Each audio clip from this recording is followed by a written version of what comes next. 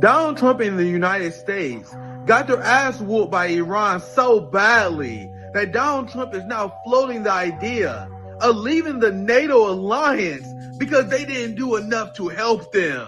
Imagine losing a fight so badly that you immediately stop being friends with people in the vicinity because they didn't jump in to help you. So not only did Iran decolonize the Middle East by destroying all the United States bases in the region, but they are also responsible for the destruction and the collapse of NATO. What a massive and historic victory for Iran. So not only did the United States lose their bases in the Middle East, but now they have NATO countries like Italy and Spain that are refusing to allow the United States to use their military bases in their campaign against Iran. Donald Trump launching this war with Iran and getting his ass whooped has done unbelievable harm to the aura of the United States. These European vassals actually speaking out against the United States, which rarely ever happens, is evidence of how much clout the United States lost on the global stage. Donald Trump has been so emasculated that he was even forced to remove Russian sanctions, which allow Russia to fund their war effort against the United States and NATO. Donald Trump launching a war against Iran is not only the biggest United States foreign policy blunder of all time, but probably the biggest blunder in modern human history. We are witnessing the fall of the United States empire and a new world order being born.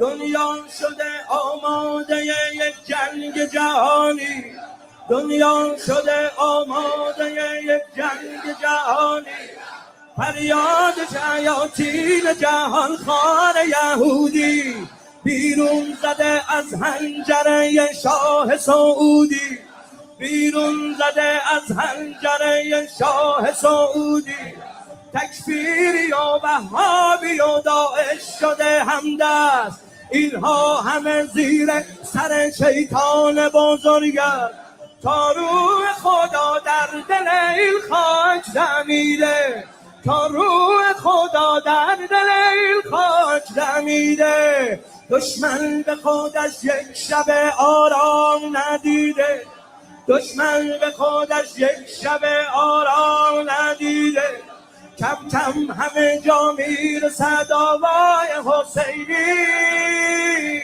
بین المللی میشود این ارث خمینی آرام و قراره همه یک کفر به هم خود بیداری اسلامی دنیا که رقم خود با ما سخن از جنگ مگو ما که نمردیم ما پاسختان را به دم تیغ سپردیم از منطقه ما حذف شده واژه تسلیم در شام و عراق و یمن آماده جنگی در شام و عراق و یمن آماده جنگی در امر حاصل گبابیل ببارد هر قلب تلابی که سجیل ببارد فردا که دم حیدری از کعبه براید فردا که دم حیدری از کعبه براید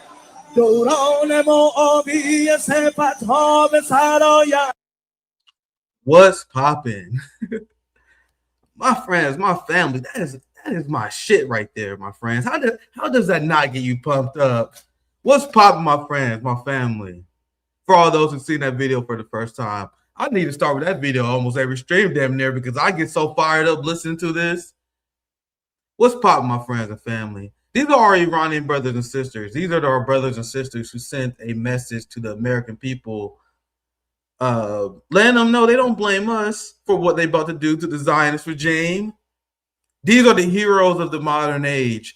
The Iranian people, they are the revolutionary vanguard in our struggle against the Epstein regime. And the entire world is watching them and cheering for them as Iran has been completely locked in. The United States military is being humbled as we speak. Fighter jets falling out of the sky. Search missions to save these pilots that was turned into criminals by the United States empire. And things are going so horrible that you see the military having a complete meltdown. They are falling apart. United States generals are being fired. Their language becoming more bombastic. Like when you see Pete Hegseth and Donald Trump say this kind of stuff, this is pure cope. We're going to bomb you back to the Stone Ages. Remember what I mentioned before. The West always engages in terrorism when they've been completely and utterly outmatched. In the United States military-industrial complex, as has been shown in multiple conflicts in my lifetime, has been exposed as a massive, gigantic grift. This bloated military budget that cannot pass an audit. You guys know why the Pentagon can't pass an audit, by the way? The reason why they will never have an audit is because any sort of audit of the Pentagon will show that military equipment and weapons are being sent to terrorist organizations in Africa, for example. It will show that we are arming Al-Qaeda, ISIS, the Mujahideen. Why do you guys think our captain, Ibrahim Traore, kicked out the West from his country? It's because they wasn't stopping or fighting terrorism as they was occupying the Sahel. They was arming them. But we already know. I love this rhetorical question because we already know our brother Malcolm be rooting for our brothers and sisters in Iran as they wage this historic struggle against the Epstein genocidal baby-killing regime. And this is their gangster-ass message that hits even harder after the recent military success. Do not get it twisted. I explained this on my channel before. The Iranian people are suffering. They are dealing with a lot of pain because the United States empire only knows how to target children, civilians, engage in terrorism. But when it comes to the geopolitical aspects of this war is just another way to achieve your political means. It's by violence, by force. It's what empires have done since the beginning of human history. And when you look at what Iran has accomplished in imposing sovereignty on the Straits of Hormuz, you have NATO that is collapsing because they are coping with this massive L that the United States empire is taking. What Iran is doing is truly historic. Never has any enemy that the United States ever fought ever actually wiped out their bases in an entire region. This is the first time, fam. We are living through history. We are living through a fall of a hegemon.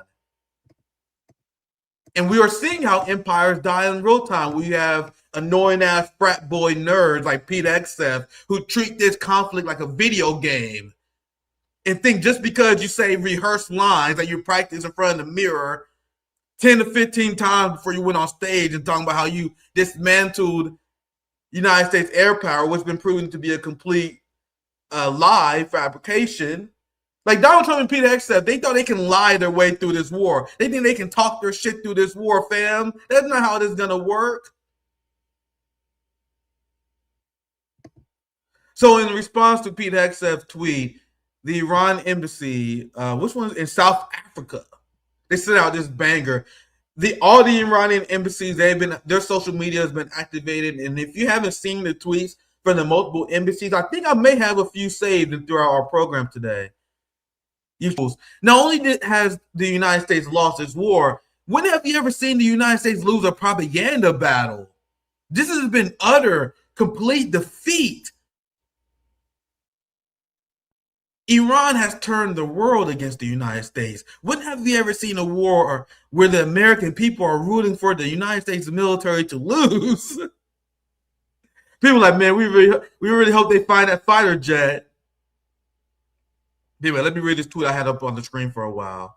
I love these people too, K. I love the global majority. I'm not like these monster Americans who feel like they got to condemn every culture that's not the same as them. I unapologetically love my brothers in Russia. I love my Russian brothers and sisters. I love our Chinese brothers and sisters. I stand in solidarity with our Iranian brothers and sisters, or brothers and sisters in Lebanon. Once again, Ibrahim Traore is the hope of the Pan-African movement. I love him and his people. I love our brothers and sisters in South Africa who was fighting against the genocidal regime. I got love for my brothers in Brazil who taught me Brazilian jiu-jitsu, gave me a life skill that I would never forget, and that will keep me safe for the rest of my life. Unlike many dipshit Americans, I don't go around pretending that our culture is the only one worth upholding. And this is why I do better with international audiences. I have a hard time with American audiences, if you guys can't tell, because their Western chauvinism is too strong. Yeah, our Cuban brothers and sisters in the struggle as well. Our Haiti brothers and sisters who waged this first successful revolution against the genocidal Western Empire.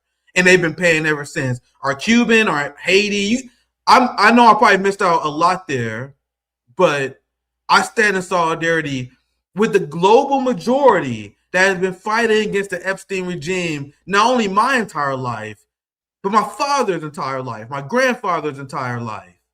And it's a new peace movement that the Epstein class has never seen before, because for many generations, the peace movement where their sympathies will only lie with United States soldiers. Like in Vietnam, many Americans turned against that war once they saw soldiers coming back dead. They didn't give a fuck about the massacres and tragedies that they committed in Vietnam. They saw American soldiers come back dead. And then that's when they started caring. Once they started seeing the United States empire lose, that's when they started caring. The same with the war on terror. Once it was clear that we was losing and the United States troops come back in the body bag, that's when the American populace became anti-war. But not this generation, not us. We have solidarity. We talk to our brothers and sisters via the internet, via travel. We know these people. We know the struggle they're fighting up against. And this is the response from the Iranian embassy in South Africa to Pete Hexef's tweet that went platinum mega viral. Stone Age, at a time where you were still in caves, searching for fire, we were inscribing human rights on the Cyrus cylinder. But that's probably the most gangster shit. Bro, the Iranians are the most, that's why I probably vibe with these motherfuckers. Bro, the way they handle their ops, it's glorious. Nigga, like, bro, why you guys was searching for caves for, bro, that's a bar. That's the bar I'm looking. That's a bar if I ever heard one. At the time when you were still in caves searching for fire, we were inscribing human rights on the Cyrus cylinder.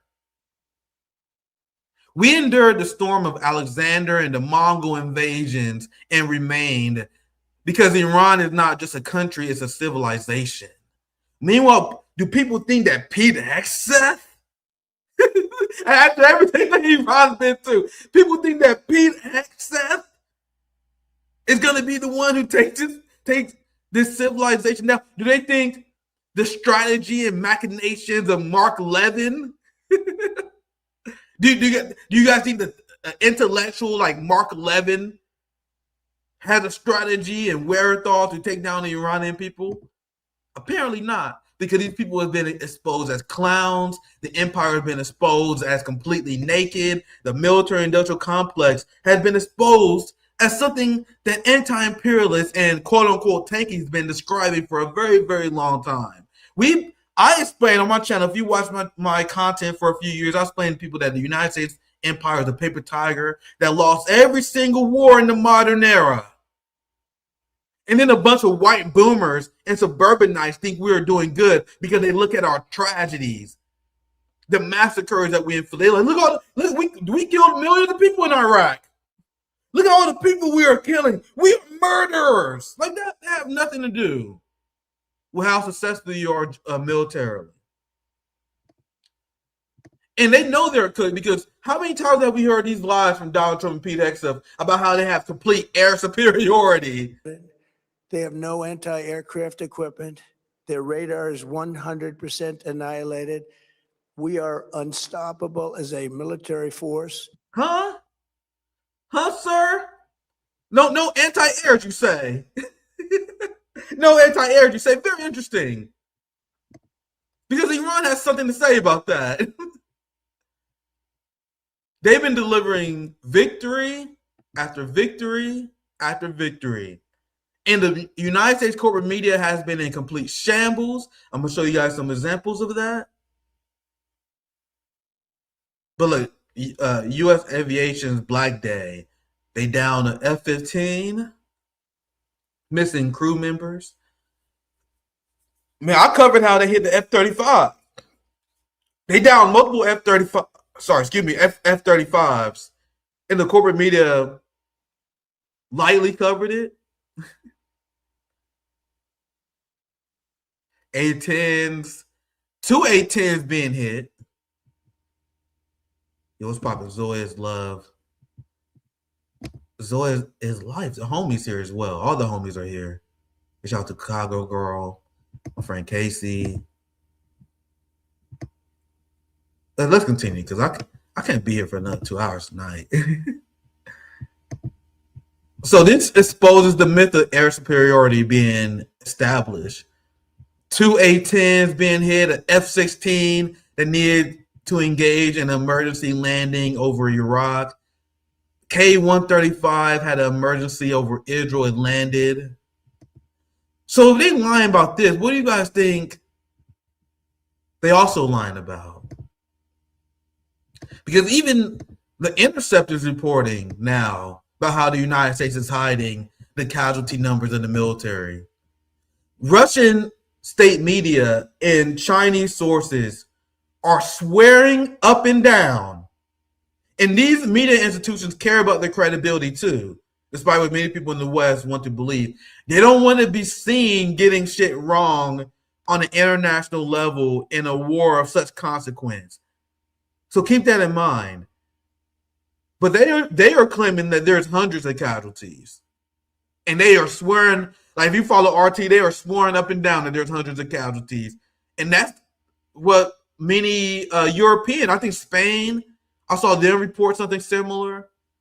Meanwhile, there is complete, utter message discipline on the West. So here's ABC acknowledging that this is not going well. ABC News confirmed that the U.S. doesn't have superiority over Iran. Well, it's almost like our government lies about everything.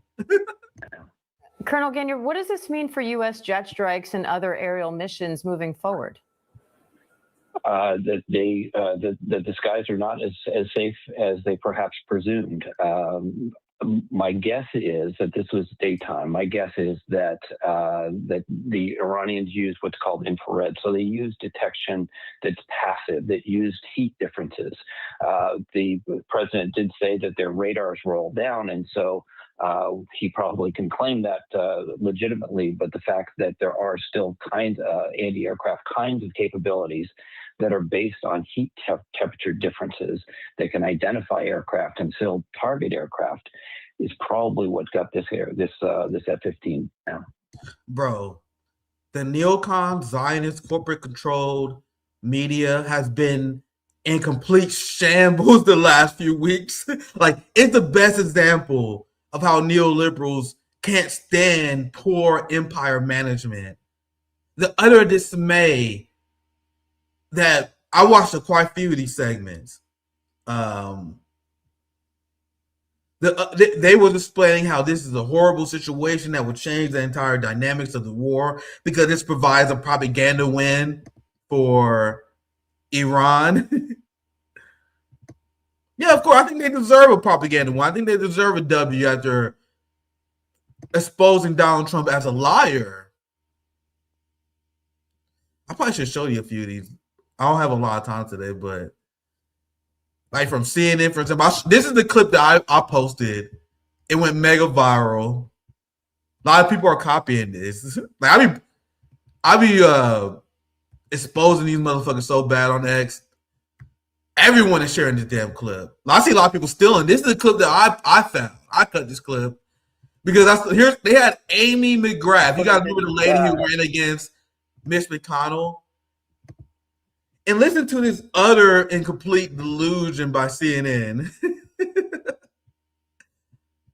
This is hilarious because in this clip, CNN is like, hey, I think this could be an okay thing because maybe the Iranian people are happy that he's there and they might be able to help the pilot. because they was dismaying over the idea of this pilot being captured by the Iran and how that would be a horrible look for the United States. It will change the entire dynamics of negotiations. So they've been in pure cope and hopium mode. Listen to this. Sort of this same thing in Iraq and Afghanistan as well. If you're going to be picked up by somebody who is going to turn you over to the Iranian, forces that are going to use you and capture you, or is the population happy that you're there and want to help you? That. Do you guys hear what this delusional shitlib just said? This is the reality that these white Americans live in, that these suburbanites live in, that the Iranian people are grateful that fighter pilots are bombing their country. And people have the nerve to question me when I say the United States is the most propagandized country in the world. Fam, North Korea and any other country couldn't even think of being this bizarre.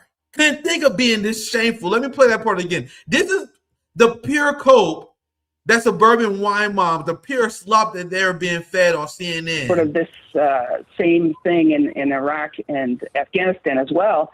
If you're going to be picked up by somebody who is going to turn you over to the Iranian, forces that are going to use you and capture you, or is the population happy that you're there and want to help you? That we don't know. And so anybody that gets shot down over that space is having to deal with that uncertainty. You guys see why you are less informed if you watch CNN. Because if you watch CNN, you're thinking that Iran is happy, that there's a coin toss chance that they may capture the United States soldiers. This is the whole we're going to greet them as liberators talking point. Utterly deranged. I'm going to show you guys a few reactions to this. I'm glad I found this clip. I clipped this. It's going super platinum viral on X because I've spent a lot of time debunking these talking points. And it's clear how everything they told us about our enemies in terms of propaganda is actually true of the United States. Like straight up embarrassing propaganda. Here's Glenn Greenwald. Let me fix this. I actually zoomed out. Zoom in. Yeah, I'm gonna show the clip of the Iranian. You had Iranian farmers that was shooting at American search and rescue helicopters with rifles. I think I had that receipt. I'm gonna show you guys that. Actually, I gotta be careful. Fuck, they gonna get pissed at me. Actually. Thank God Rathbone is back, but I don't know if I can actually show that video now. Iranian farmers were shooting at American search and rescue helicopters with rifles in a desperate attempt to down them. But according to CNN's guest, perhaps Iranians helped the fighter pilot because they're happy that he's there. CNN is already preparing for Larry Ellison owning them. Like they've been very openly repeating Trump propaganda, like the poll where they said that Donald Trump has. Oh no, maybe that was CBS. Was it CBS or CNN that came out with that poll that said 100% of MAGA supports this war? Either way, I forgot exactly which one said that. But they've been unapologetically pro-war, unapologetically trying to make the argument for why this war is necessary. I'm going to read some more responses because there was a lot of them. I'm glad I was able to share this. Americans are the most heavily propagandized nation on earth. Dude, I actually can't believe it. I used to say stuff like that like 7 to 8 years ago, even before I became a decently known, not well known, but decently known citizen journalist. I used to tweet stuff on my old smaller account. I used to be like, United States is the most propagandized country. You guys don't get it. This is like 7 to 8 years ago. I'm like, the United States is the most propaganda. And then every once in a while, there would be like liberals like, wait, Nick, come on, man. Come on, Nick. You gotta acknowledge that North Korea. You have to acknowledge that Russia and China is more propagandized than us. Yeah, people follow my work. That's been something I've been saying for years and years. And I will even get decent progressives who'll be like, Nick, come on, man, you gotta acknowledge that there are other propagandas on the. Now, whenever I say that, I don't even get pushback like that anymore. People are like, yeah, you're right. Now a lot of people are repeating my messaging for years. Everything they told us about our enemies is true of them. I'm not sure who this person is. Senior fellow at CI Policy, Rights and Foreign Affairs. He may be a centrist, but let's see what they say. One reason the U.S. stumbled into this war is believing its own propaganda. Too much of Iran debate is a closed loop of biased journalists, analysts, officials siding and validating each other until it becomes accepted reality. That's exactly what's going on. Once again, if you're like me, you're willing to sit through and hear what enemies are saying on corporate media. They have been completely. I wonder what Fox News how they've been reporting. I actually haven't been watching Fox News and their reporting of the fighter pilot. And this is just another example of like General Jack King being wrong about fucking. I'm actually interested. Do they have a video about this? Because bro, if you watch Fox, these white boomers are watching Fox News is being fed pure slop, pure goy slop about us winning. Like Iran offers bounty for capture a crew. Danger. Oh, bro, Fox is in pure shambles. look at this video. This is no victory for Iran. Bro, what? Pure fucking cold. All right. You see this video? This is no, I promise, guys, this is not a victory. It's okay, guys. It's okay. Let's watch a few seconds of this. I didn't see none of this. Look at this cope here. This is not a victory, guys. They're seething. Let's go ahead and bring in Dr. Rebecca Grant, a national security and military analyst. Dr. Grant, thank you so much for joining the program. I want to get your thoughts on this. Just put this into context in the big picture. This has been going on now for over a month, and this is the first U.S. warplane that has been shot down. I guess it does bring into focus the real danger of this mission, doesn't it? No shit, dumbass. Hey, I thought your president said everything was under control. I thought you guys had air superiority. And now these propagandists, these Jewish supremacists on Fox News, they're like, man, that nigga, Iran got some hands. We wanted to throw hands, but apparently they got hands back. Yes. I'm greatly enjoying this, if you guys can't tell. I'm greatly enjoying every single moment of this because I celebrate the victories of the resistance. We are witnessing history. These are stories that are going to be told generations. It's going to pass generations and generations. I give you credit for being able to stomach MSM. Fam, I said it before. The only reason I watch this shit is because that's my duty and my role as a citizen journalist. That's been the position I've been put in. I'm here to debunk this propaganda, to educate the working class, to study the tactics and the talking points of our enemies. But I didn't watch this shit before RBN. Before I stopped watching corporate media a long time ago. And if I wasn't doing this professionally, if my job wasn't to dismantle propaganda, I absolutely wouldn't watch this shit. But I've been since this is what I've been doing for the last few years. I have been obsessed.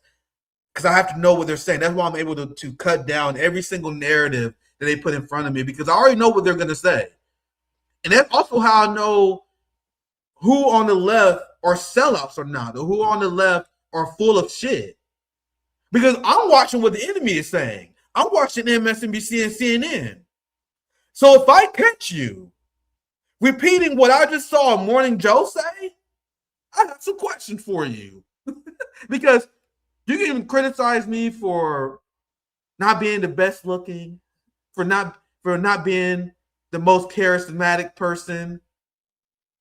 Maybe there are better reporters out there, but there's one thing you will never catch me doing. There's something that I'm proud to say that no one caught me doing that my entire time as a citizen journalist. You will never catch me repeating some CIA talking points. You will never catch me saying some shit that people on Fox News is saying.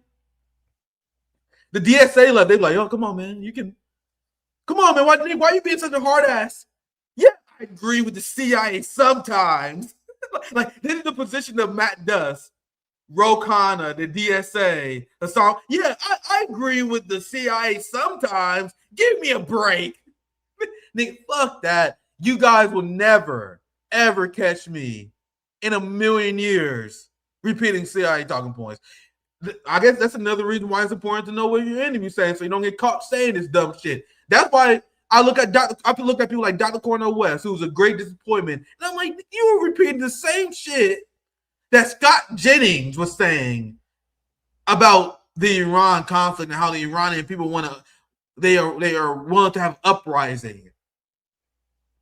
When you listen to Marianne Williamson talk about Ukraine, you can listen to anyone from the NATO left talk about Ukraine. It's clear they get their position on Ukraine from Chris Hayes from MSNBC. They get their position on Ukraine from Rachel Maddow. I know I catch these people in 4K all the time.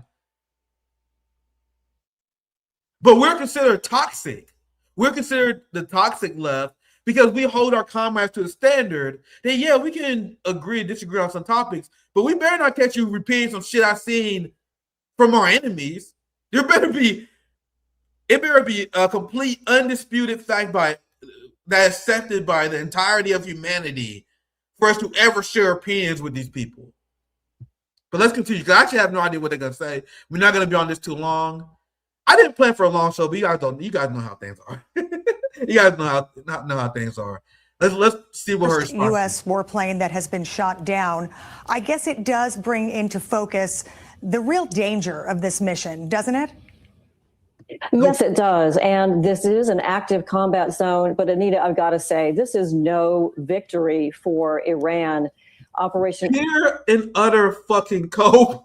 This is a massive geopolitical victory. Not only another reason why this is massive, and there was this military analyst I was listening to who was explaining this, someone who's not a liberal, not even a centrist.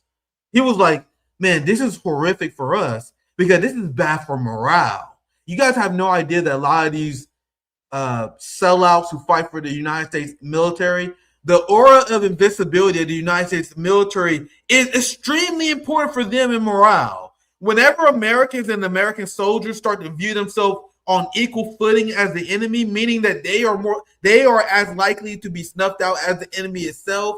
Whenever they see their fellow soldiers being captured, like having a soldier captured, that's a horrific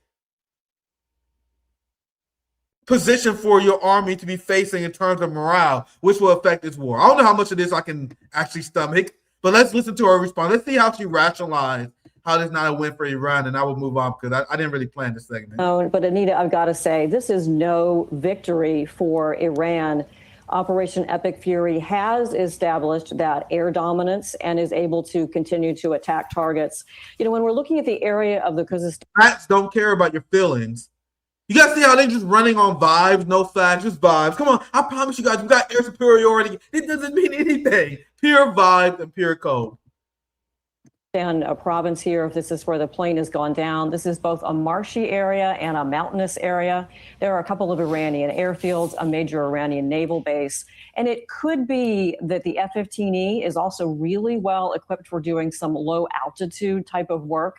So when we talk about air dominance, that means that Iran doesn't have an integrated linked system that can easily hit at medium and high altitude. I'm talking 20,000 feet and up. But down low, our combat pilots know that you never entirely suppress the threat. Iran has a lot of man pads. These are infrared homing man-portable systems. These are all things they've gotten from the Russians and the Chinese and systems that they've improved themselves over the years. And then simple anti-aircraft artillery is a possibility here. What we do know— I'm bored now. Let's move on. She told me nothing that new to me here. But I think it was funny to see the cope. I might watch some more of this later in my own time because you guys know I'm a nerd. But this is what I was reported on earlier. Despite CNN claiming that the Iranian people may help any down pilots because they are happy that we're here. Their videos of I can't show this. That's why I'm just showing the tweet reporting on it. Or my ass might get rathboned. I'm gonna get banned. Thank God our homie Rathbone is back. He's streaming tonight too. But you guys see what happens when you create new series with me? When you tie yourself to someone who's been censored, banned on TikTok, on Instagram multiple times, YouTube been suppressed. The second that Rathbone started doing some strange with me, the YouTube started fucking with them. Isn't that interesting? So people are shooting at American helicopters over Iran as they try to locate the missing pilots. And Iran understand how big of a deal this is. That's why they're calling for people to find. They're calling for Iranian people to search the area and find this pilot. And this pilot being found by Iran would be devastating for the West. Devastating. So it's like an all-out manhunt for him. Like, you guys see, these are Iranian patriots. These are rural area Iranians. They're that answering the call. So you guys see this? They're all looking for the down pilot. Oh shit! I can't show these guns. You guys see how they got guns and everything? I can't show it. Hopefully, I don't get in trouble for that. But you got these Iranian patriots that got guns that are looking for the down pilot. Because this would be a big deal. A giant L. Because the reason why the United States military lies about their casualties because they know how casualty averse the United States population is. They know they have to give the illusion of victory. The more that there's illusion of victory, the more the American people are likely to support your campaign. It's actually very depressing because there was actually a spike in support. You guys know this? I reported on this at the time. There was a spike in support for the invasion of Venezuela after Donald Trump successfully kidnapped Nicolas Maduro. Do you guys know that? Among like MAGA voters and some independents, there was a very small uptick. Like, it was the Venezuelan military war crime against their people. It was very unpopular. And then among like conservatives and right wingers, it jumped up immediately once it was shown to be a successful military operation. That's why these people consistently lie about how well the war is going. Because if the American people think the war is going well, they'll be more likely to support it. If they see a loser, on the other hand, that's when the NATO alliance start to fall apart. That's when people in Europe like, hold up, I don't think you should be using my airspace. Because it's fun to be on the winning side. It's fun to be on the side that's winning. But the second that your side start getting fucked up, then everyone want to start distancing themselves from you. That's when things start to get weird, right? So this is like the Interceptor's reporting this now. And I actually got a lot of faith in RT. RT don't get everything right, don't get me wrong. But RT is a better source than anything you will find in the United States corporate media.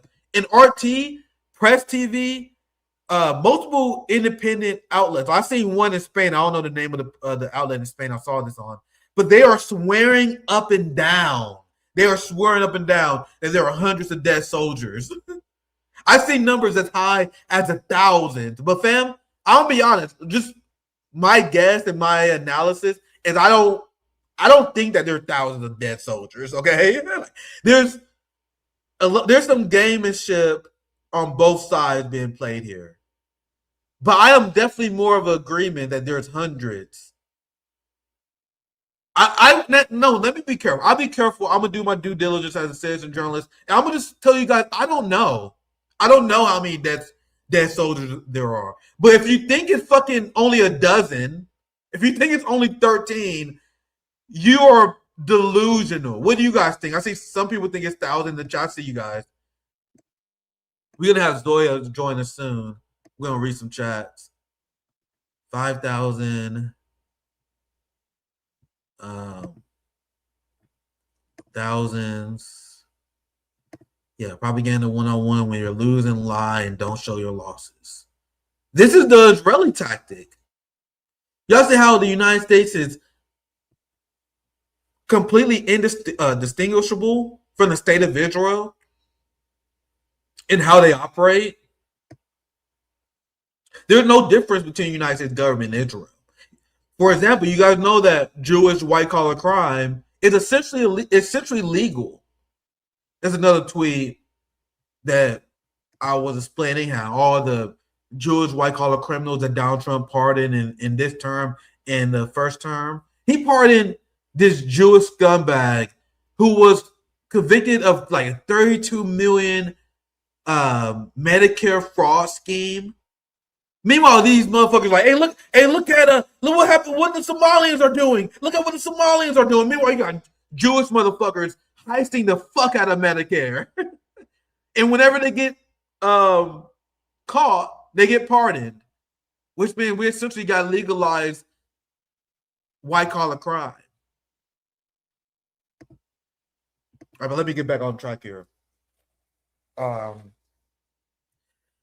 Intercept, which has gotten things wrong before. I don't like the way they have treated whistleblowers in the past. But I don't think the Intercept wanted to put out false information that they are sure about regarding this war. Which is why the fact that the Intercept is now reporting on this stuff, I think that's a pretty good start. I think that's pretty big. Look, hundreds of U.S. personnel have been killed or injured in the region since the U.S. launched a war. And I think that this is the first, correct me if I'm wrong, if you guys see something I haven't seen. This is like one of the first Western outlets actually reported on this. Like I've seen a lot of Russian, I've seen a lot of foreign media cover this. The person said, I will never trust the Intercept even when they're right. Fair enough. But I use corporate media and mainstream media sources all the time because it makes my point even more powerful. I'm like, guys, I'm not even using tanky sources. I'm not using stories from Marxist.com. You know what I mean? I will show you guys stories from New York Times and CNN to expose the empire. I never have to lie about the crimes of the United States empire. I can use mainstream sources. I can use sources like the Intercept to expose you guys. New York Times. So my point, I'm not telling you guys you should trust the Intercept because the way they handle whistleblowers have been atrocious, and the way they handle my friend Glenn and many other things. But I think the fact that they're reporting this is like, wow, okay, they must have a source too somewhere. So I'm of the belief now. Once again, this is not me reporting it. This is my analysis. My belief. It seems like there are hundreds of dead U.S. soldiers, and once the American people accept the reality of what really happened in Iran, heads are going to fucking roll. I can't wait to see it. So you want to know what's hilarious? And a sign that this war is going horrifically? You have Pete Hegseth that fired a bunch of generals. So the United States is such a capitalist, militaristic dictatorship. Whenever you have United States generals, because he fired one of the top, the Army Chief of Staff, one of the generals that he fired was a general for ground forces. So essentially, the generals went to Donald Trump and Pete Hegseth, who are working on behalf of Marion Alderson, Benjamin Netanyahu, Ben Gvir, and the Likud party. And these generals who are they're not squeamish about losing human life. They're not squeamish about sacrificing young Americans. No, trust me, they love doing it. Don't get it twisted. A lot of these generals, they don't give a fuck about their foot soldiers being murdered. I don't care what anyone say. But they're like, hey, man, if we go to Iran, you guys see what they're fucking chanting? Have you guys seen the songs that they're singing? Like, they're going to fucking butcher us if we go to Iran and we evade their country. You know we murdered their pope, right? We murdered their pope. We murdered over 160 of their school children. They have every reason to want to kill us. They have every single motivation to fight us. Meanwhile, why is Timmy in the army right now? Timmy is in the army because Timmy just won free college. Have you guys seen those military videos? They try and get us to feel bad about these military people, and they at the bases looking hella dejected. Wonder if I can find one of them. Let me do a quick search. U.S. soldiers dejected. Bro, like the morale. Is this one of them? Actually, I'll show you the tab. This is the tab. Look. There's all these videos on X showing like the body, like reading the body language of U.S. soldiers. Like he said, American soldiers are not in the best of moods. So compare these people. This is just a short clip to the people who chanting, saying "Death to America." They're not flinching when missiles are being dropped. Who do you think is more eager to fight this war? This stripper went viral because she exposed how soldiers at United States bases are blowing all their money because they expect to die in this war. And I fear for her life because she was getting death threats. You guys know she was receiving death threats. She was being attacked for revealing this information. Listen to this. Okay, so I work at a strip club next to like several military bases, and something I have noticed lately is all the military guys are coming in and they're spending all of their money, and they're just like, it's sad. Like they're like kind of depressed, and they're like just coming in like, oh yeah, we're gonna have fun. Like we're getting, what is it called? Deployed? Like we're getting deployed next week, or like this is happening. I don't know. I don't want to spread misinformation or anything, but it's just like a lot of them are really kind, and to see these like young guys that look like my pinky toe, like they're like fetuses coming in and then dancing with them and then being like bye, and then it's actually like making me emotional. Like it's fucked up. Well, she's like, bro, I'm giving these people their last lap dance. But this is what citizen journalism looked like, because she was one of the people that blowing the whistle. But hey, man, are they about to be deployed? The fuck? And she was being. I remember I saw like Neocons lashing out at this person because she revealed this. She revealed that there's good information about the United States preparing for ground invasion. This is real citizen journalism. United States soldiers are extremely sad. No one wants to die for Israel. This be the last one I'll show you guys.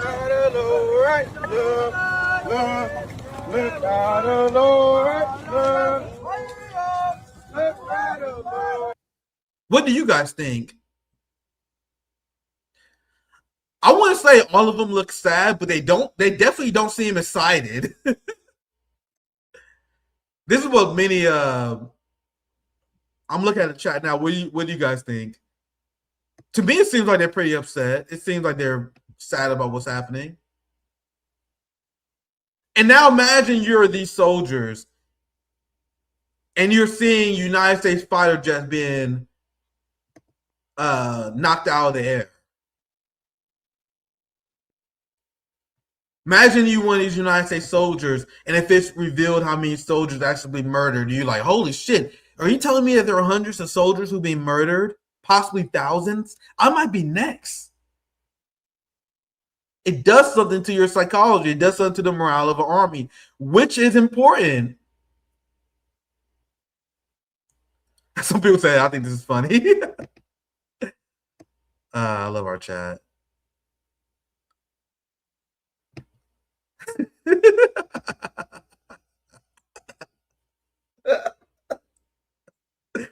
Come on, I'm just saying. Like, bro, I explained before, the United States military has been at war 227 years out of its 250-year existence. So when you sign up to the military, there's a good chance that you guys are going to be sent to war. So I'm sorry, you guys should have moved a little bit smarter. I want to see if I can find some corporate media headlines about this. What's the name of that? Um, he fired one of the generals that handles conscientious objector status. I'm blanking on the name of the general who does that, but there's like apparently there are generals that was approving soldiers who are in mass in record numbers filing for conscientious objector status. So apparently there's still a lot of questions over why that's happening, but that's one of the reasons. Like, this is Max Boot, one of the most dipshit bootlickers. You can see how sad he is reporting this. Hegseth firing a top general is the latest sign of Pentagon turmoil. The defense secretary is better at waging culture wars than Iran war. True. Absolutely true. I'm just looking at some mainstream media headlines. Hegseth asked U.S. Army's top general, like these are top guys. There's a general I'm looking for. Is it the black guy? Yeah, I think it's Randy George. Fuck, man, I should have read this a little bit more. I'm pretty sure this is the guy, this black guy. They was accusing him of approving conscientious objector status, and that's one of the reasons why he getting fired. And then, like, I think it's funny because they're reporting how Pete Hegseth is also firing. Or I would say they're not. One of the reasons why he fired one of these generals because one of these generals called him out for denying promotions to black and female soldiers. And liberals are like serious about it. Like, oh my God, this is another example. This is another example why Trump is the greatest evil. They're denying our black military service members promotions. I will see if I'm trying to look for the story now. Here, look. I think here it is. I didn't have it saved, but look at this. Pete Hegseth purge of black and women officers larger than previously reported. Hegseth has taken steps to block or delay promotions for more than a dozen black and female senior officers. That's what y'all dumbass get. I'm sorry, I disagree. This is not sad. I think this is hilarious. You Negroes have no business serving the Epstein Empire and trying to climb their goddamn ranks. They like, I want to be a manager of the Epstein genocidal military. and then the white supremacists in the army like, no, motherfucker, you're not allowed to be in leadership. Get on the front lines and die. So to me, this is what you motherfuckers would get, thinking that you're going to have some sort of career, that you're going to be respected, serving a bunch of Jewish supremacists. I think it's hilarious whenever these people are humbled and shown the reality of what the military-industrial complex is.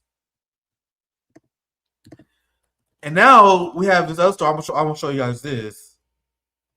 Because there was rumors of peace talks in Saudi Arabia.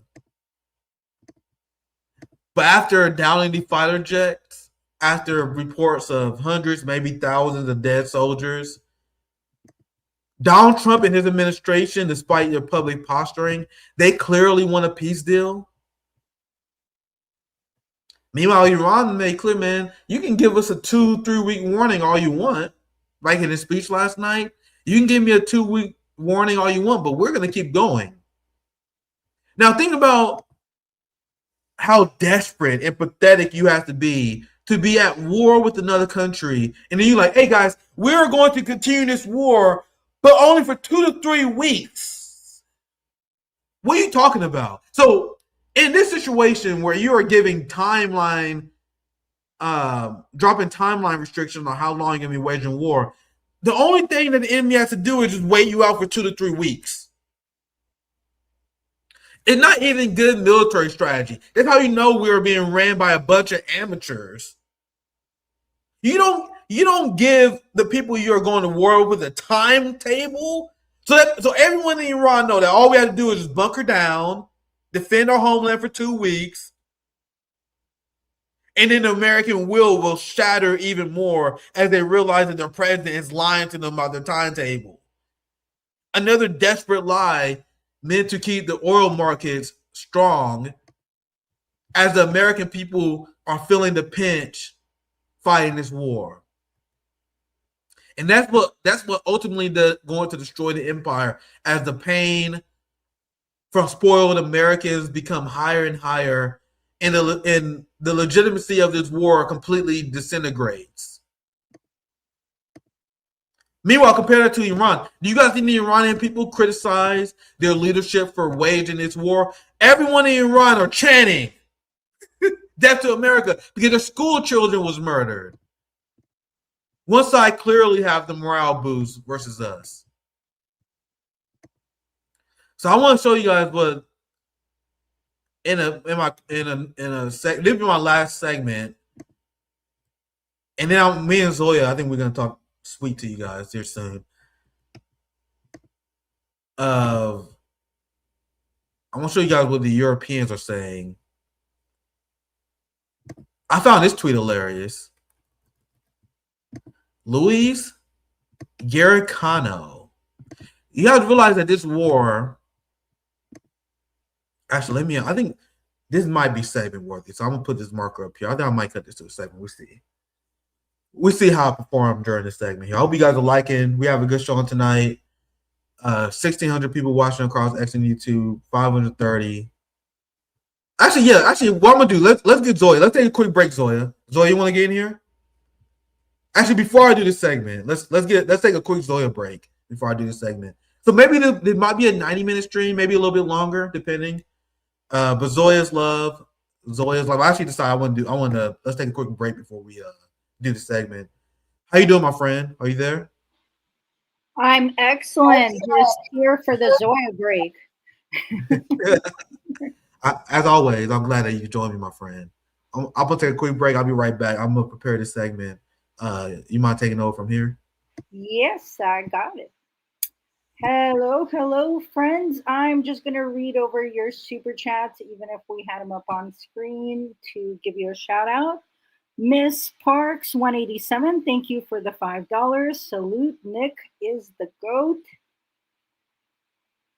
Juzan 84, thank you for the $2. Iran Lego vids just roasted Hexeth hard. Yeah, I was catching some of those earlier. Iran's game is top notch in trolling.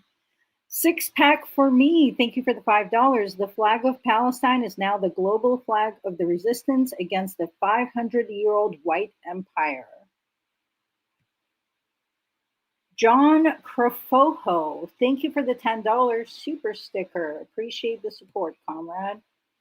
Chili Pepper 09Y, thank you for $5. Downed Pentagon aircraft sold on TikTok by Iraqi kids.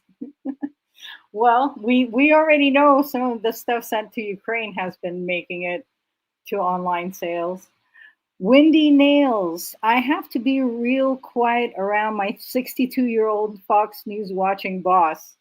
Oh, if he's your boss and your class enemy, it makes sense. Falconoyeye, what a shit show looks like when real trash TV hosts take the lead. Are there even any hosts left that aren't trash at this point? Zaldivar 2590, faux news. Yes, indeed, just spreading propaganda. Stephanie Caro, you're adorable, Nick. Isn't he, folks? Tune in for the adorableness. Ron Deuce, Fox News struggle session live. Yes, we need those. Right, so I gotta show you guys this since you guys mentioned it, because I seen this video as well. Where did I put it? The Pete Hegseth trolling video. Since someone mentioned it, you guys want to watch this real quick? Only 2 minutes. So you seen this? I've seen people post it. I want to watch it. I want to watch it for the first time. Like this is the the video of Iran trolling Hegseth, and that's what I mentioned earlier on in this war. Not only are they being destroyed militarily, they're losing the global propaganda war in the way we never seen the United States do. So let me play this, and then Zoe, I'm gonna have you continue after I play this video, and I want you to respond as well if you want to. But I think this video is hilarious. Yo, P. Hexen, this one's specially for you. Hey. Punk ass rapist bitch, straight from Iran. Suit covered clown with that cafe ink on your arm. Think you a crusader? Nah, just a drunk infidel in a fake uniform. Chain to kill all Muslims, wasted in the hotel lobby. Sexual assault settlement in Monterey. Blocked the door, took a phone, paid her off quiet, cause Me Too was on. Now you secretary? What a joke, bro. Cheated on wives, multiple affairs. Kids in the mix, family man? Hell no. Handsy with women at Fox, drunk on the job. Your own team say, yo, this dude toxic. Couldn't even guard Biden's inauguration. Your own military said next. Book called American Crusade, dreaming holy war. But reality check. You just a failed vet, turned TV clown, slipping on your own mess. Trump picked you cause you kissed the ring. But wait, funny part ain't coming. The dude you sucking up for that secretary gig. Trump himself was Bill Clinton's top cocksucker, giving blue jobs back in the day. Real talk, you out here blowing for access, but he the original BJ queen. You thought our missiles max 2,000 kilometers? Cute, rookie mistake. We hitting the bow, worshiping Epstein Island crew, the ones who hurt the kids. Revenge for every American soul you and Trump's dirty crew oppressed and did. Hey. We taking payback for the girls you broke, Hey. the ones you broke, the Muslims you hate. Hey. Screaming in the dark. Iran got you on the play. You threw everything at us, all your cards, all your might. Yo, I'm legitimately vibing to this. 10% power, laughing while you fight. We see everything, know every secret, every dirty Epstein link you hide. Where you least expected, in the shadows we ride, and no place to slide. This ain't full force, just a warm up. Persian flow with the rap. Pete, you done roasted raw. Iran sending this heat. Feel the math. Drop the mic. Infidel clown. We coming. Holy! I was not expecting a fucking bop. I wasn't expecting a complete fucking banger like that. Because I only seen the video on mute. I told you I didn't watch the whole video until now. I saw the video playing on mute on my timeline. I didn't know they had a fucking bop like that, bro. And I'm man enough. I said this before on the stream. I'm man enough to admit when I'm wrong. You know what I mean? As part of growth, I wanted to admit that I was wrong about the potential of AI. Don't get me wrong. I think AI art in general is pretty trash. Many use that people have of AI as a waste of time. But AI as a propaganda tool to help level the playing field, regarding the global majority versus the U.S. dominant empire, usually the empire narrative that they're able to control single-handedly. This is a fantastic tool for the working class. So I changed my mind on that part because I am greatly, unapologetically enjoying all these AI propaganda videos. So I want to admit I'm wrong when I said maybe a year or two ago, like, man, this AI is a waste of time. Like, that was my boomer. I was like, man, fuck AI. Dude, AI has one good use. That's as a tool for propaganda for the working class. Zoya, what do you think? They said Persian flow. I love it. I seen there's one more I gotta show you guys. Zoya, anytime I said we were gonna have a short stream, it never ended up happening. I know. I'm sorry, my friend. I can't help myself. But I gotta show you guys another episode of Yemen Ball Z. This will be last one I'll show you since we're doing a little segment about this AI propaganda. I look at the chat, you guys, bro, you guys have to admit that these motherfuckers are bots, that these are bangers. And I didn't expect that AI would be this useful in terms for fighting propaganda for us. But it has been fantastic because these videos have been going super viral on Instagram, X, and it reaching an audience that wouldn't usually reach. Especially the animes one, right? But let me play this Yemen one because here's another episode of Yemen, the official anime. And these productions are damn near making anime fans out of the entire world, essentially. Let's play this, and Zoe, I'll give it back to you.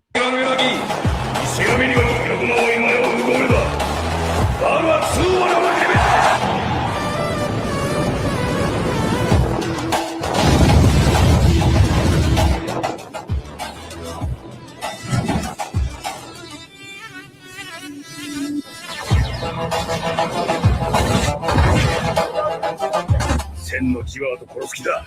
ワシントンに打電しろ。盾が割れる剣をよこせと。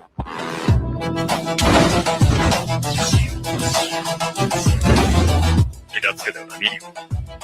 世界のラドペルことで。タルビにやってやれや。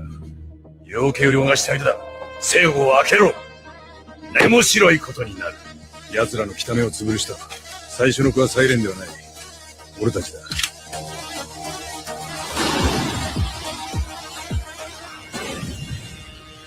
境界線が動く。奴らが目を覚ましたとき、俺はもう中にいる。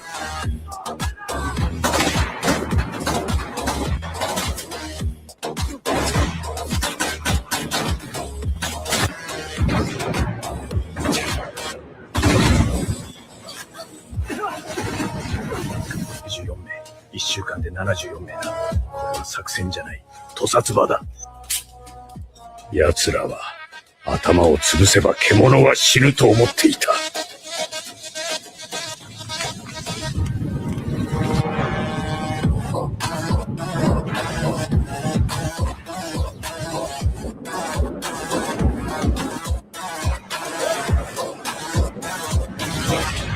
文字束。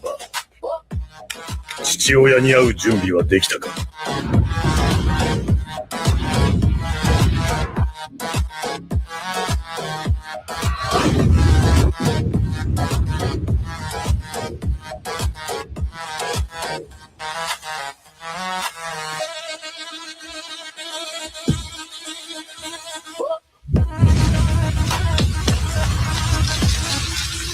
ドクター、あなたの分析をお聞かせください。イスラエルほどの名誉だ。湾岸をこの戦争に引きず込むことだ。湾岸の動機割れなら、罠に落ちるな。You guys can't say this shit not a banger. So Zoe, I'll pass it to you. I'll be back in a few minutes. I'm gonna prepare our last segment here. But these are very well done. Hope you guys enjoyed it as much as I did. I'll be back.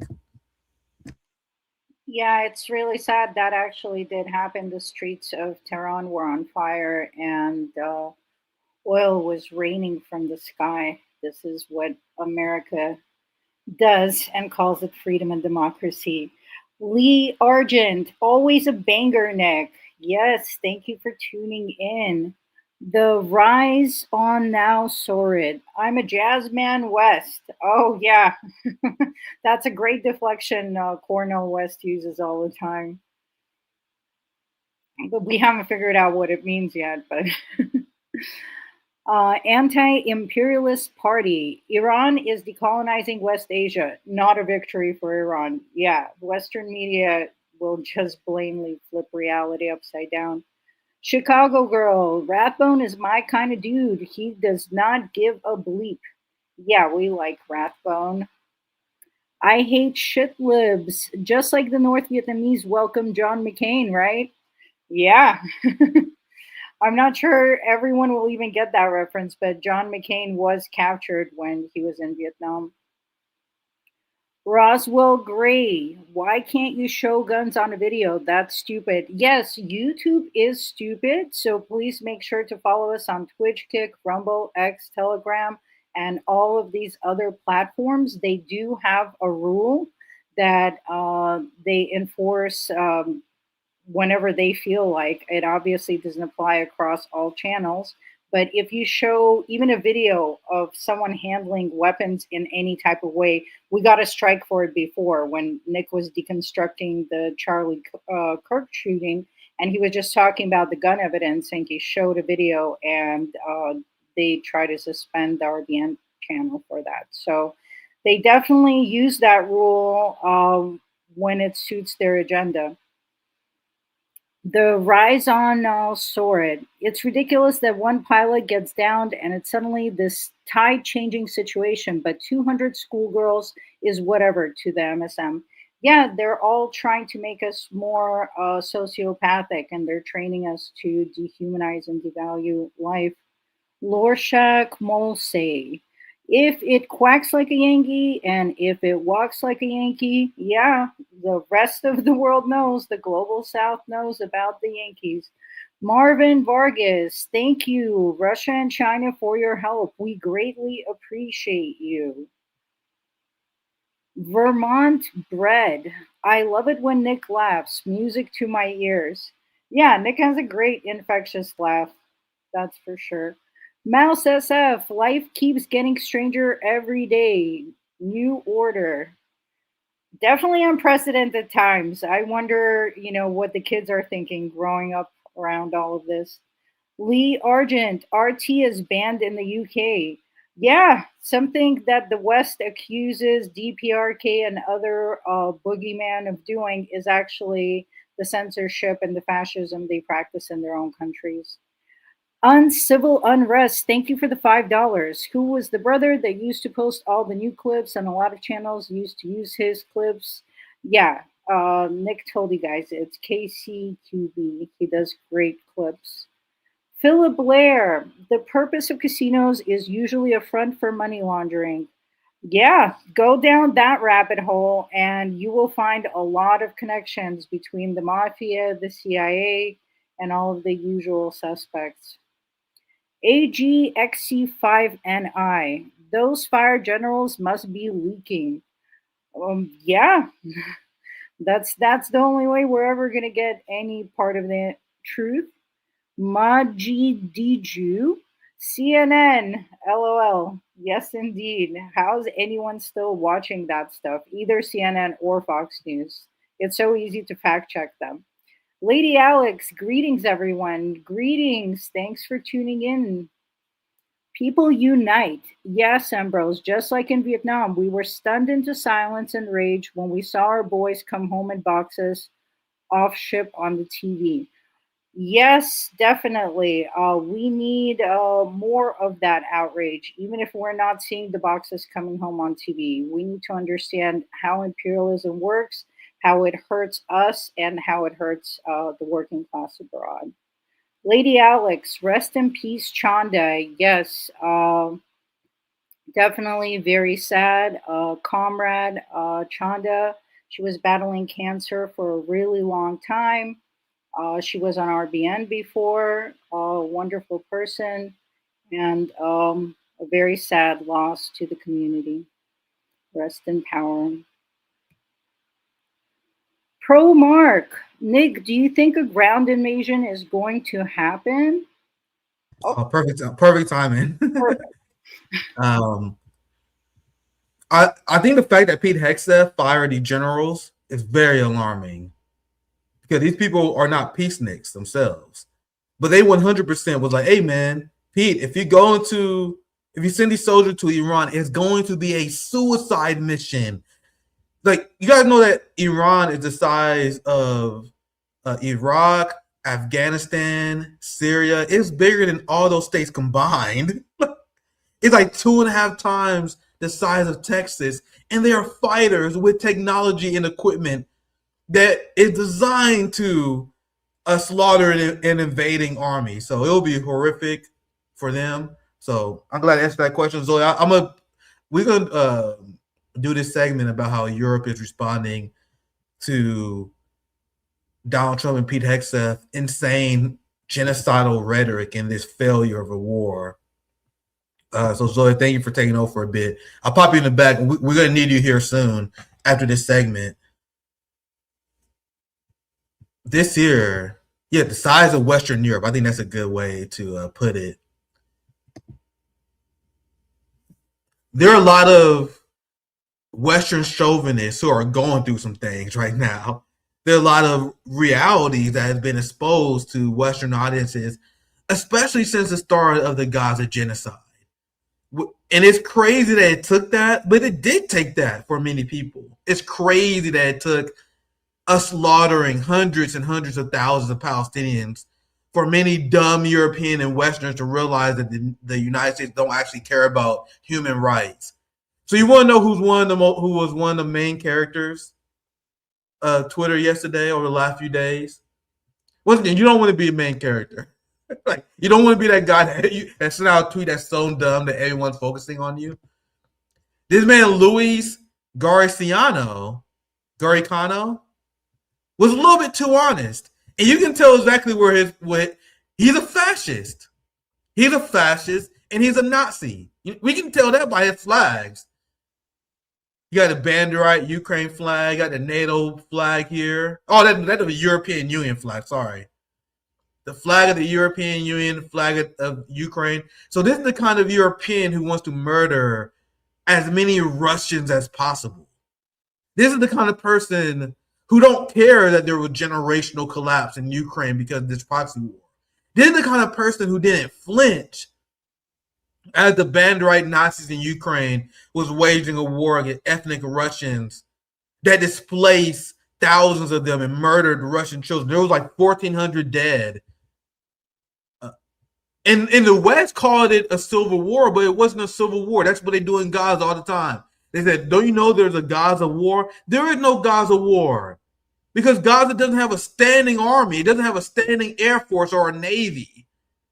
It's a genocidal army fighting against a population of people, which is inherently a war crime. And that is what the fascist Ukrainian government was doing to the ethnic Russians and the Ukrainians in the Luhansk and Donetsk area who voted overwhelmingly in a referendum to join Russia. These are things that the NATO left, the AOC, Bernie Sanders, Zoran Mamdani, Hassan Piker, none of these people, Matt Duss, Ilhan Omar, they will never explain this kind of stuff to people. These people, they used to report on this in the BBC back in the day. I need to find that receipt. BBC Donbass. I know I gotta say somewhere.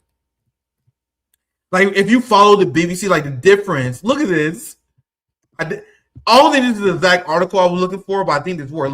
This is in 2014. This is how the West used to report on this. And now Ro Khanna, everyone in the disgusting NATO left, who I would never ally with ever again, they pretend this didn't happen. The Ukraine crisis, Donetsk and Luhansk facing siege. They were using siege warfare and starving Ukrainian children.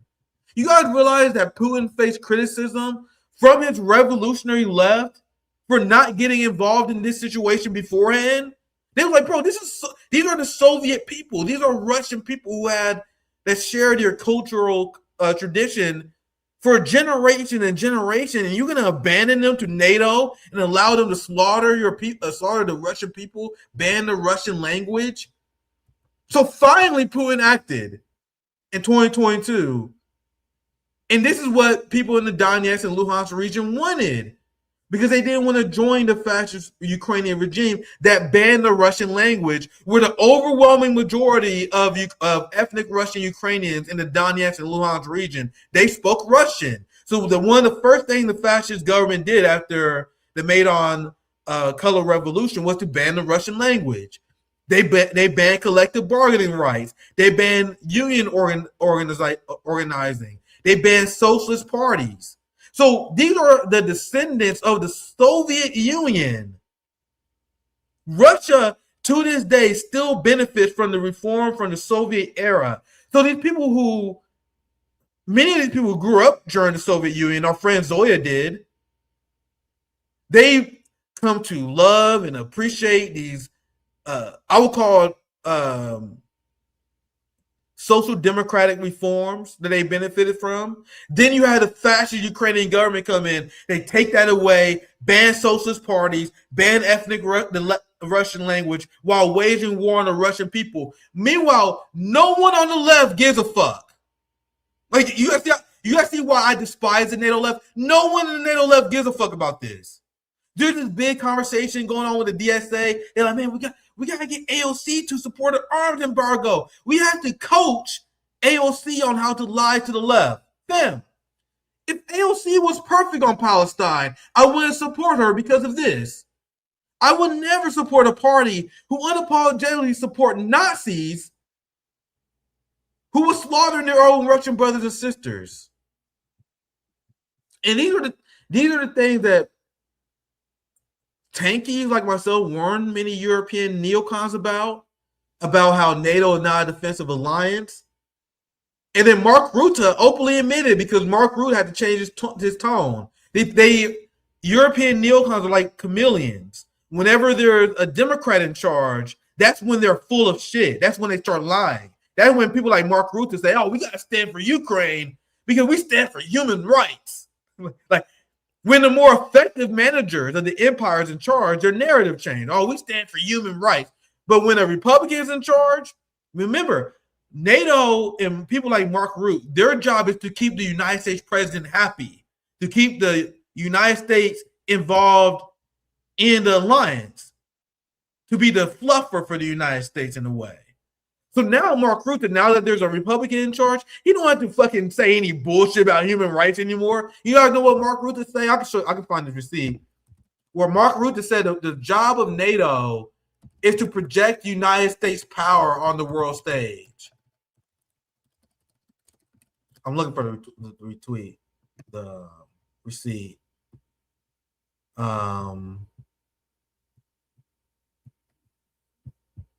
What the fuck is it? But that was Mark Rutte. He gave the whole game away. Yeah, you understand that NATO is there to project United States power on the world stage. That's the job of NATO. Meanwhile, leftists in the United States still support NATO.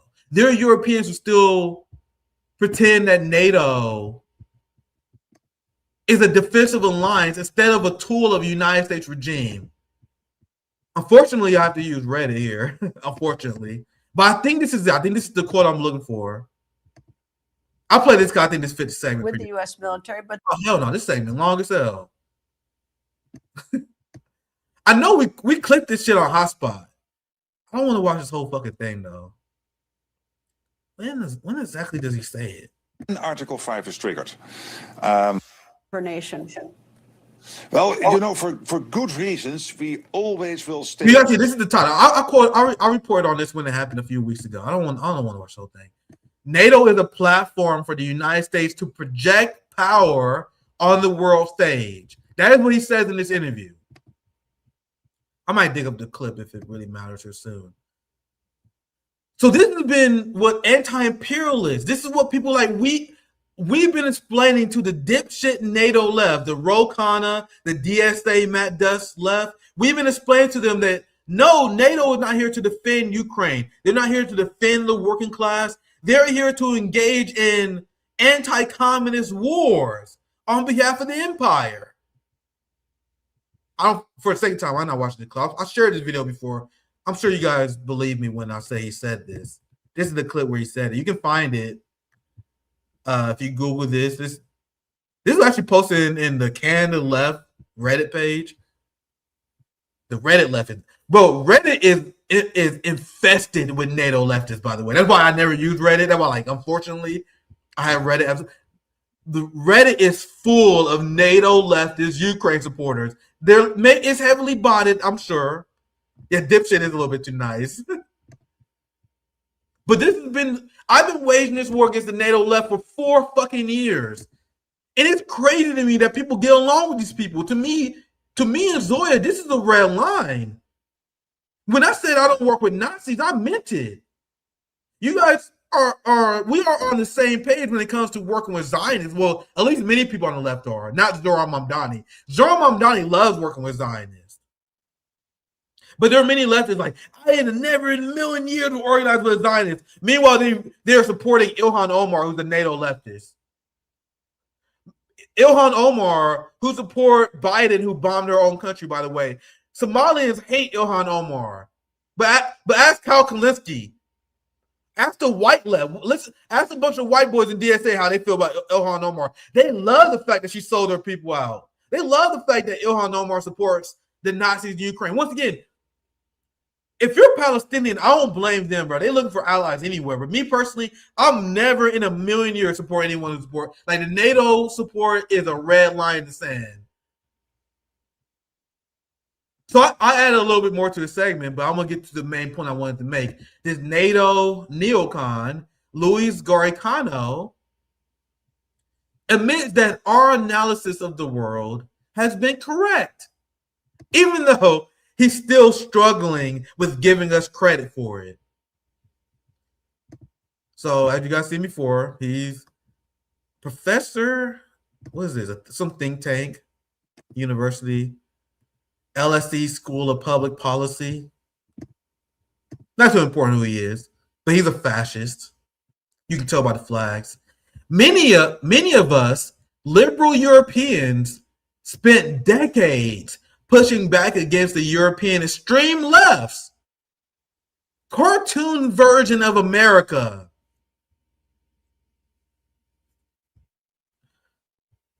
So according to the fascist European Union Ukraine supporters, anyone who has been critical of United States empire, which murdered millions of Koreans, millions of Vietnamese, there's been estimates that report that over 38 million people have been killed by United States imperialism since, was it 1978? I think that's the stat. Zoya, you can let me know if I'm wrong. I think it's like since 1978, 38 million.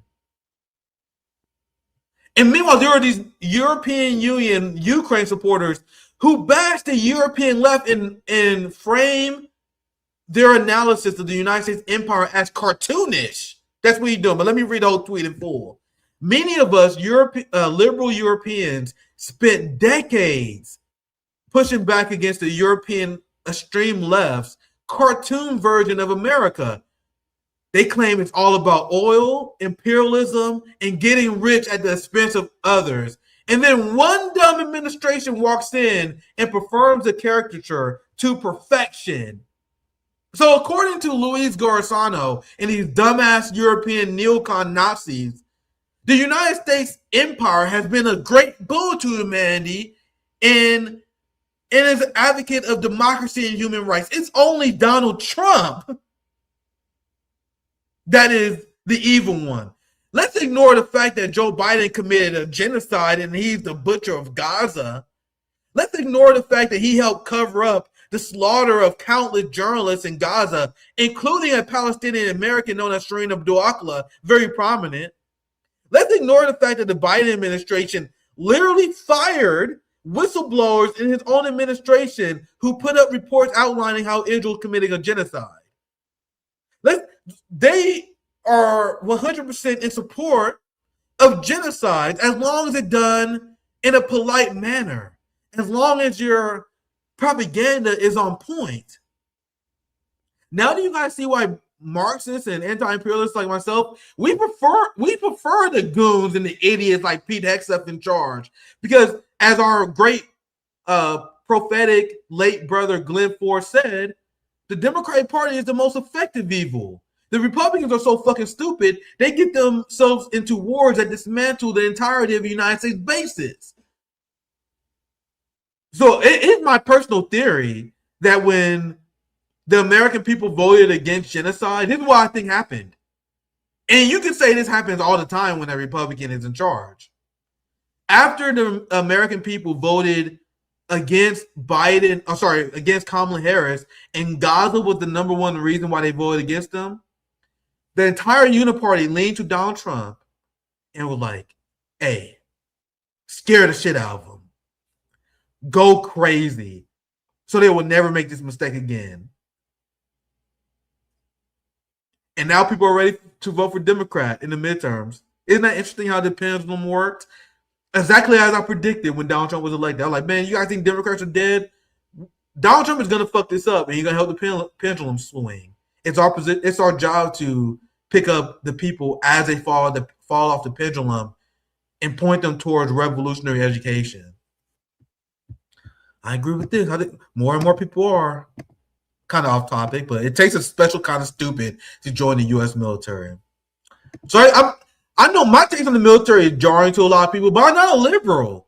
Fam, I am not a fucking liberal. I believe that people have personal responsibility for what happens in the direction they choose in their life. And if you choose to be a fucking foot soldier for the Epstein regime, I have more people to mourn. Like, I'm not saying not gonna be.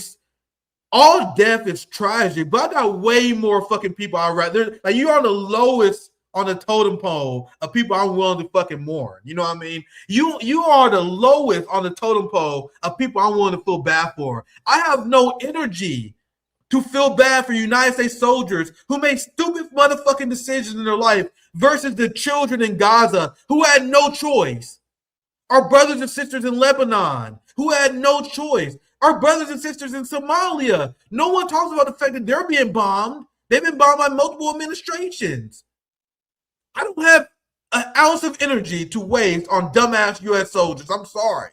There's way more people to mourn. I'm mourning our Iranian brothers and sisters who are going to be dealing with the after effects of the chemical warfare attack shown in that anime video I was showing you that was real, of the acid rain, the oil rain. I'm mourning them. I'm not mourning these dead goy soldiers. I don't give a fuck.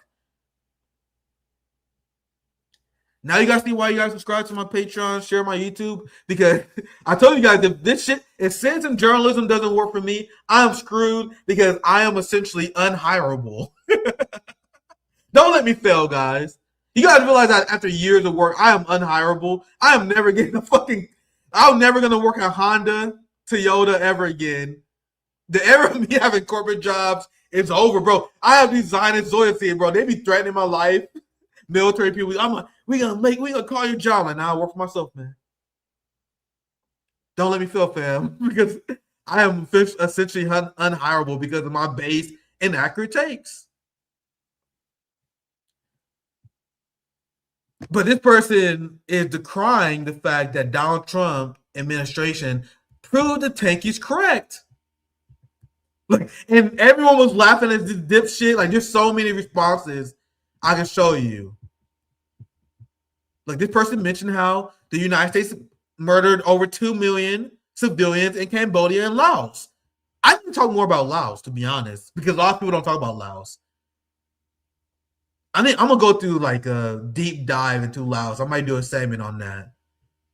I talk about Cambodia a lot, but Laos is something, the slaughter and war crimes that the United States committed in Laos is often underreported.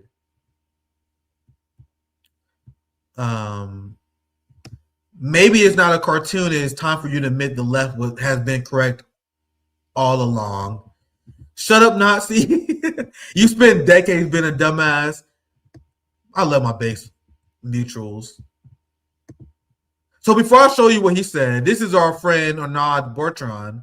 We had him on before, French citizen journalist himself. His response to this Western neocon was fantastic. It's precisely people like you whose ideology is, unfortunately, that of the majority of the European elite who did immense, irreparable harm to Europe. Yeah, these neocon fascists who believe that the United States had, or they don't really believe, they pretend to care or believe this. They have completely destroyed Europe.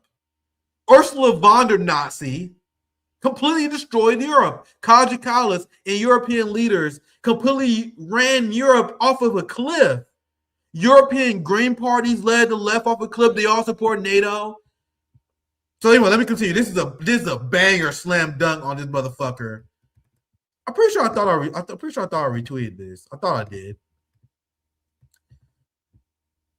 It is precisely people like you whose ideology is unfortunately that of the majority of the European elites who did immense irreparable harm to Europe. It's now beyond painfully obvious that if Europe had at least applied basic common sense and precautionary principles and told itself that maybe, just maybe, it was insanely dangerous to bet the prosperity and security of 450 million Europeans on the assumption that the most aggressive interventionist power in modern history will forever make an exception for Europe, we might still have some sovereignty left. You gotta see how the Europeans hate their leadership. But like the United States, they live in a fascist Zionist dictatorship. A dictatorship of capital.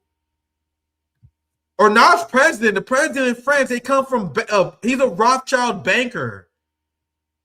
The prime minister of Germany is a BlackRock executive. You know how capitalism is corrupt because apparently capitalists buy off and pay off politicians to serve their interests? Europe is so fascist, they got rid of the middleman. They're like, why would we have capitalists pay the politicians when we can have the capitalists become the politicians? So Germany is ran by BlackRock. Keir Starmer has family in Israel. He is representing a Zionist family, and he made it clear that who he represents. He is here to serve his family in Israel, not the UK people, which is why they arrest the most people in the world for social media posts critical of the state of Israel, for example. But I don't condemn the European people because they have no mechanism to get rid of these people. There is no democracy in the West. Decolonize your mind. They're stuck with these incompetent fascist leaders. Let me continue his tweet. This isn't an extreme left versus others thing. And the fact that you think it is shows that you still don't get it at all. It's just a logic versus dumb thing. And how can you observe a country systemically destroying anyone who gets in its way over decades and conclude, yes, let's make ourselves entirely dependent on these people. What could go possibly wrong? That's not liberal sophistication. That's the dumbest bet in the history of geopolitics. So this is a great slam dunk by Arnaud Bertrand. And he's right that this is more of a logic versus straight up stupidity. But what I will correct him on, and what I disagree with, he says it's not a left versus right thing. Because we know that liberalism is a right-wing ideology. Anyone that uphold institutions, you're on the right. And tankies and the Revolutionary Guard, they're really on the left. You want to know who was warning these Europeans about this and how the United States don't have the best interests of Europe in mind? The tankies. So I know it feels good for people for some reason to say that it's not a left versus right thing. But fam, tankies and revolutionaries, we have been right every step of the way about fucking everything. So yeah, it is about logic. But who do you guys think has logic on their side over the last few decades? The anti-capitalists. The burden of being right all the time. And then this is what people say, like whenever we're right, like whenever communists and leftists are whenever we're undeniably right, that's when people are like, oh, come on, man, drop the left-right shit. Come on, man, don't stop with the sectarian stuff, man. Like, can you guys just admit that we was right and your analysis was wrong? Can you guys ever admit it? They won't admit it. It's not about promoting left versus right. It's about acknowledging who has been on the right side of geopolitics my entire lifetime. It was the tankies and the anti-imperialist leftists that was warning America about the threat of the Iraq war, about the threat of Afghanistan. And then whenever we prove them right, people are like, oh, come on, man, you can't know about the left and the right. Or now Bertrand, I love his tweet, but that's the only thing I would just fix. I was saying that. And it's about time that people acknowledge who's been on the right side of things. Enough of this no more, oh, it's not left versus right. Man, we define what that means. We're part of the intellectual left who don't dumb this shit down. People on the left are the revolutionaries, are the communists, are the workers. The people on the right are the Democrats who support the CIA, who support the FBI, who support the police. We're not going to be dumb here. The left versus right paradigm comes from the French Revolution. It's not made up by America. People think left versus right is American dynamic. No, it goes back as far as the French Revolution. Do you side with the monarchy? Do you side with the corrupt establishment? Or do you side with the people? Do you side with the revolutionary action? Because the right during the French Revolution supported the monarchy. They was extremely religious. And because the monarchy had support of the church, These people were staunchly supportive of the institutions in the state. That's what it means to be on the right. That's why we say that the Democratic Party is a right-wing party, because Democrats support institutions and conserving the current status quo. So the Democrats who support maintaining funding for the CIA, FBI, and the prison industrial complex, they are factually on the right. I need people to understand this because it's important for revolutionary discipline and knowledge.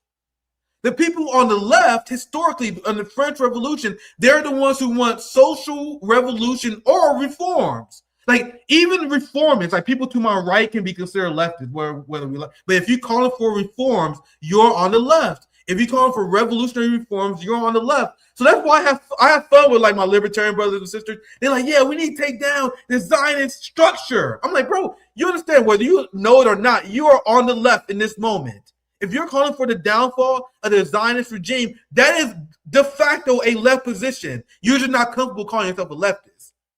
Do you guys understand what I'm saying? And why I make that distinction? Because I think that distinction is important to be made. But let's get back to the Europe and the European fashion. Look, Ursula von der Leyen, who support European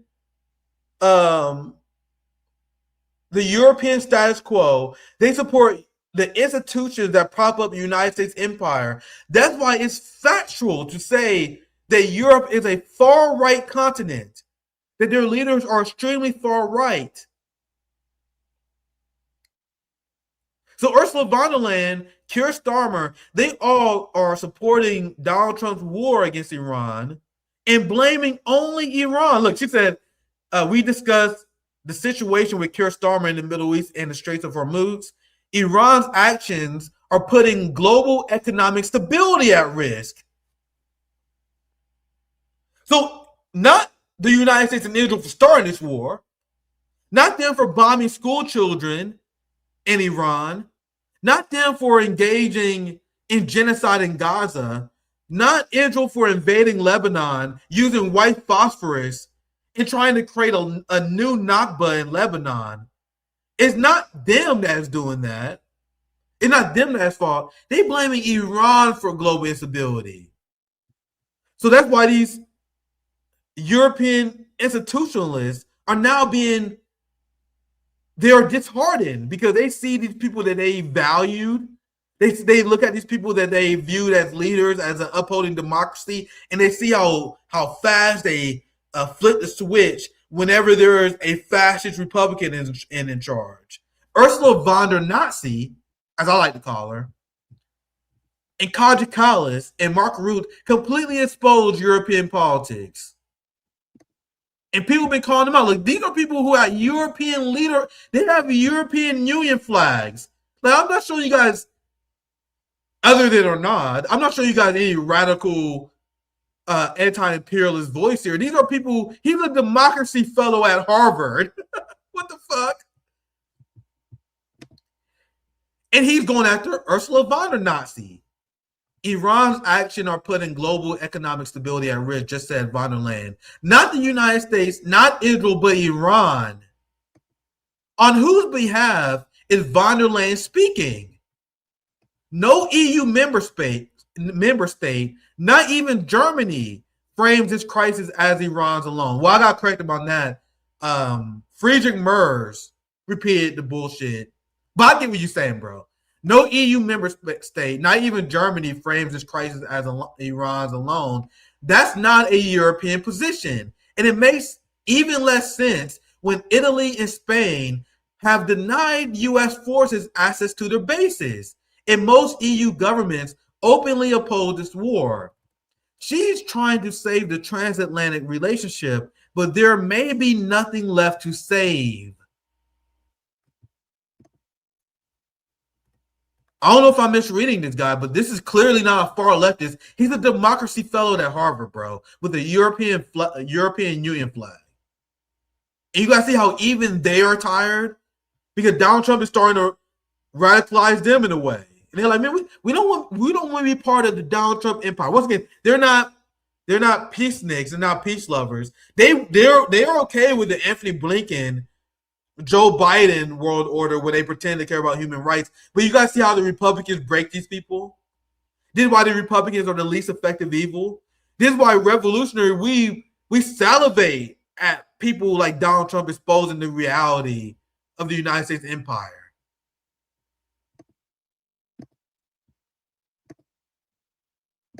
And this is another tweet. I'll show you guys one at the beginning of the stream of these. You have Iran embassies all around the world on their Twitter pages just clapping any politician who support Donald Trump in this war. They're clapping Donald Trump in his messaging. The Western media is not covering this stuff, but Iran on every single front of this war, propaganda-wise, they are matching what these European neocons are saying, and they are dismantling them. So we showed you guys the South African Iranian embassy. Now here's the Iran embassy in the UK going after Ursula von der Nazi. Did you ever mention who's truly responsible for the current situation?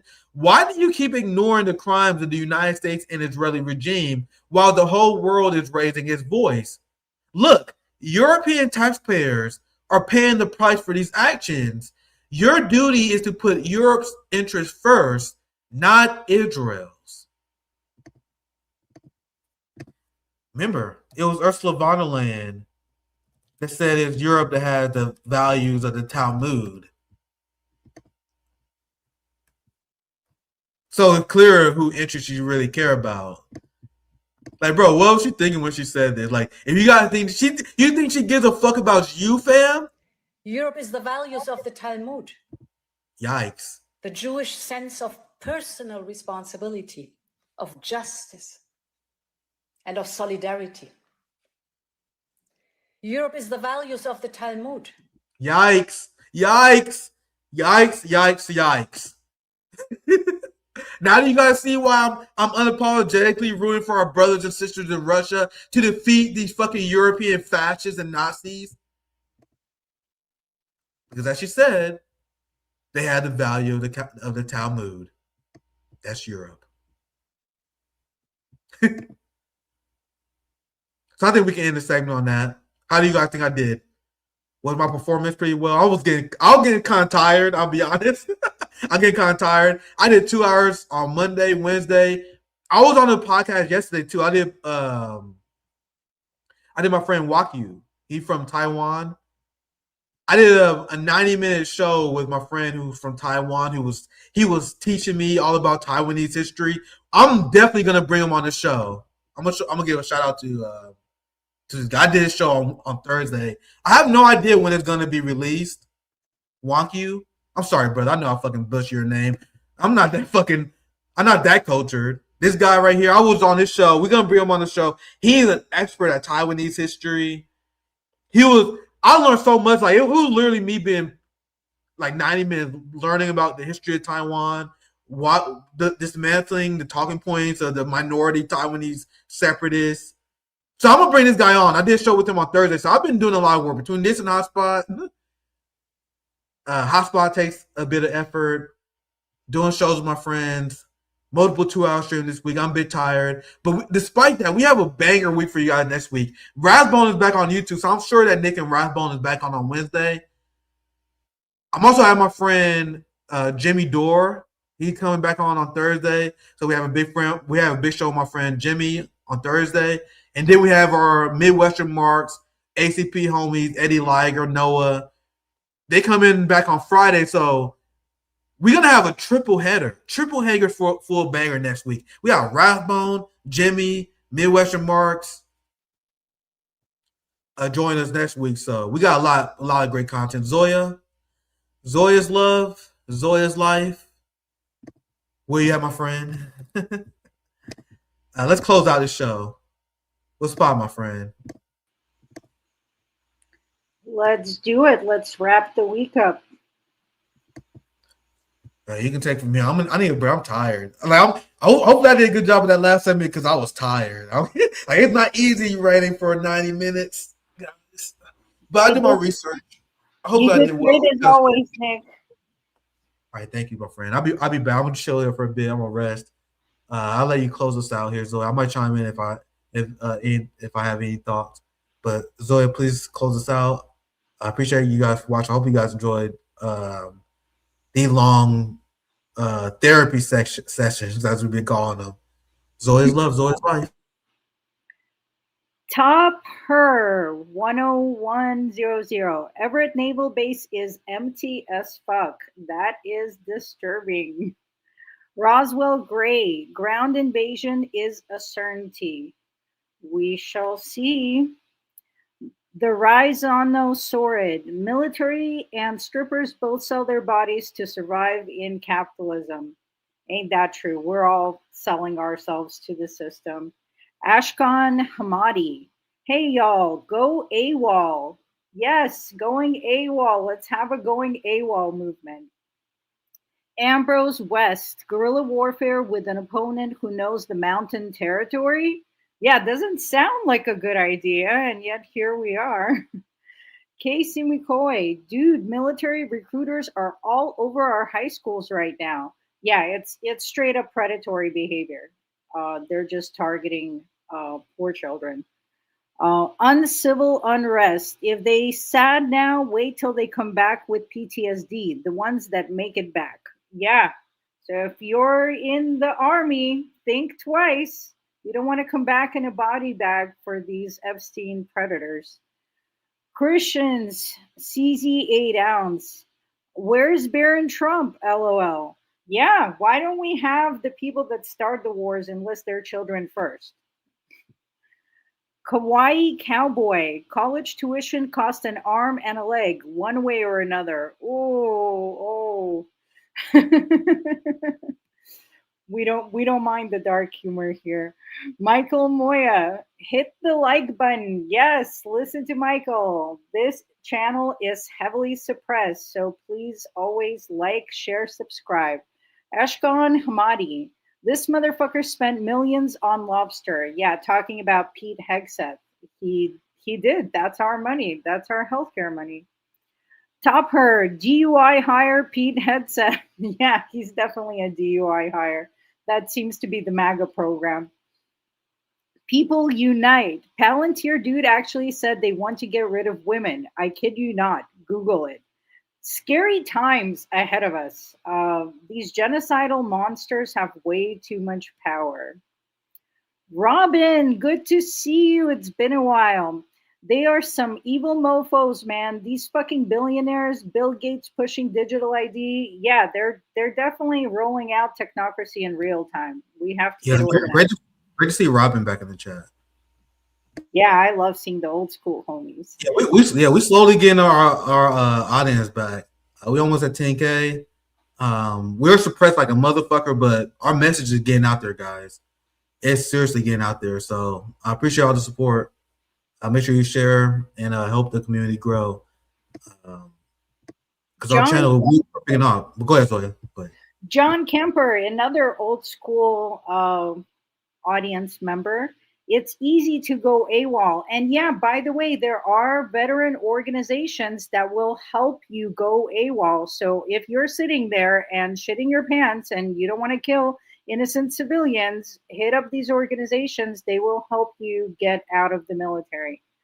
Lore Shack. Dalai Lama only wants back all the wonderful presents made out of the skin and organs of slaves. Yes, that might sound like a strange comment to people who don't know the history, but Dalai Lama worked for the CIA, and that whole Buddhist regime was a feudal theocracy where over 90% of the population was exploited, including people getting skinned and having their organs used to make musical instruments and other outrageous things. So Tibet was freed. Dude, do you guys see this? Hold on, I'm sorry, Zoya. You guys see that? We're gonna have Eddie Liger and ACP on boys on Wednesday. I just saw this tweet. This is crazy. This is our friend Haas from the ACP. They put this man under investigation, dude. This is crazy. Look, 1 hour ago, I received an email from Google confirming I've been under investigation by the FBI. Dude, this is crazy. American taxpayer dollars are being used to harass law-abiding citizens for the crime of speaking out against Zionism, while the warmongering ruling Epstein elite openly violates the laws and the right of people with impunity. I won't be intimidated into silence. Will continue to fulfill my duties as executive chairman of the party. Like, there's a long statement, but look, this is what Google said. Look, this is crazy. Google received and responded to a legal process issued by the FBI compelling the release of information related to your Google account. And Zoya, think about all the dipshit Western leftists who accused the ACP and Haas of being feds and shit. Meanwhile, they're not under investigation by the FBI. They're the Haas and this is why I'm in conversation with these people. That's why I show support, because they're the ones who are standing against imperialism. They're not supporting CIA narratives and condemning Hamas like the DSA, and that's why the FBI is investigating them. So to me, my initial response is this is obviously very scary, but this is a badge of honor, I believe. Very scary badge of honor. And all the leftists who accuse ACP of not being effective, being full of feds, you've been completely discredited because they're not investigating your fucking shitlib organizations. They did fuck with Rome, though. The police is fucking with Rome and throwing them and putting bullshit charges on them. That you got the FBI harassing the chairman of ACP. I might do a longer segment on this eventually, but this is like a breaking. I just saw it like, bro, what? If I'm illegally persecuted, I just want to show you. If I'm illegally persecuted for my conviction, conscious and exercise of free speech, I will gladly accept, become proof for the American people in the world that we're being ruled by a criminal regime. So you have these Jewish supremacists caught running multi-million-dollar Medicare fraud schemes who are being pardoned. You have IDF soldiers who are raping Palestinians to death. They're escaping justice, and the United States is supporting this. Meanwhile, they're charging American citizens for criticizing Zionism and supporting the resistance. They're bringing the tactics of the UK to the United States. This is why this is why we can't be playing around with these anti-Semitism whole bullshit. That's why we got to speak out against the harsh authoritarianism. I don't think that's the right word to use. But the harsh Zionist crackdown on the working class in the West. So after this, I don't want to hear anyone ever talk shit about ACP again, bro. If you talk shit about ACP, you're doing the job of the feds, unless it's a principled communist critique. You can't accuse them of being feds when the feds investigating them, okay? This is crazy. It's crazy. But that's a short update. Zoya, any thoughts? I'll pass it to you. This is crazy. Let me show you the other image here. This is crazy. And meanwhile, no one is investigating Nick Fuentes, who definitely participated in January 6th and other actually illegal activity. But they've been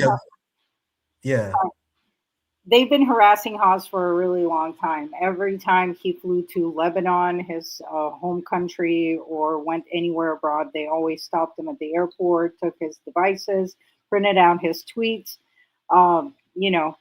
He's really enjoying the freedom and democracy that America. Nick Fuentes literally told them people to storm the gates, bro. They arrest arthritis-ridden grandpas for being involved in October 7th, October 6th, or whatever. I said October 7th, January 6th. I said the real tragedy. October 7th, the death of the Hamas fighters. But they arrested old grandpas, you know what I mean, for October 7th. Meanwhile, Nick Fuentes was literally on video. Storm the gates. We're not gonna stop. Don't stop because the cops tell you to stop. He literally saying this stuff on camera, and they did investigate. They let him go. It's like one of the biggest. It's like the best example of Nick Fuentes being a op or fed.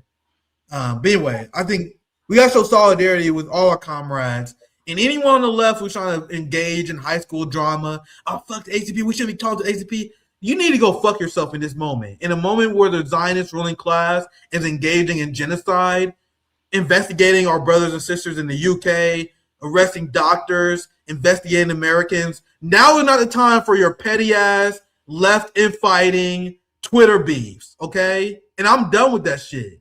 You know what I mean? we need mass solidarity of anyone who's being investigated by the ruling class for speaking for peace. So all these little nitpicking complaints you guys have about the ACP and how that shit need to end. Okay, we need to have a united front, coded in class warfare against the Zionist machine. You know what I mean? But go ahead, Zoya. I had to add that breaking news story. Add more time to the stream. Hope you guys enjoying. Yeah, it's disappointing when Ursula von der Nazi is talking about solidarity.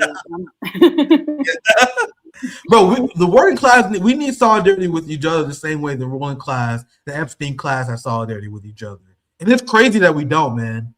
The Twitter left is full of fucking weird-ass theater kids who do nothing but engage in high school drama. There's a fucking genocide going on. And you got people like, oh, man, we got to expose the ACP, man. Hey, Nick, you shouldn't be talking to the ACP, bruh. Like, treating this shit like high school. Go fuck yourself. And that's what a lot of old RBN members used to do.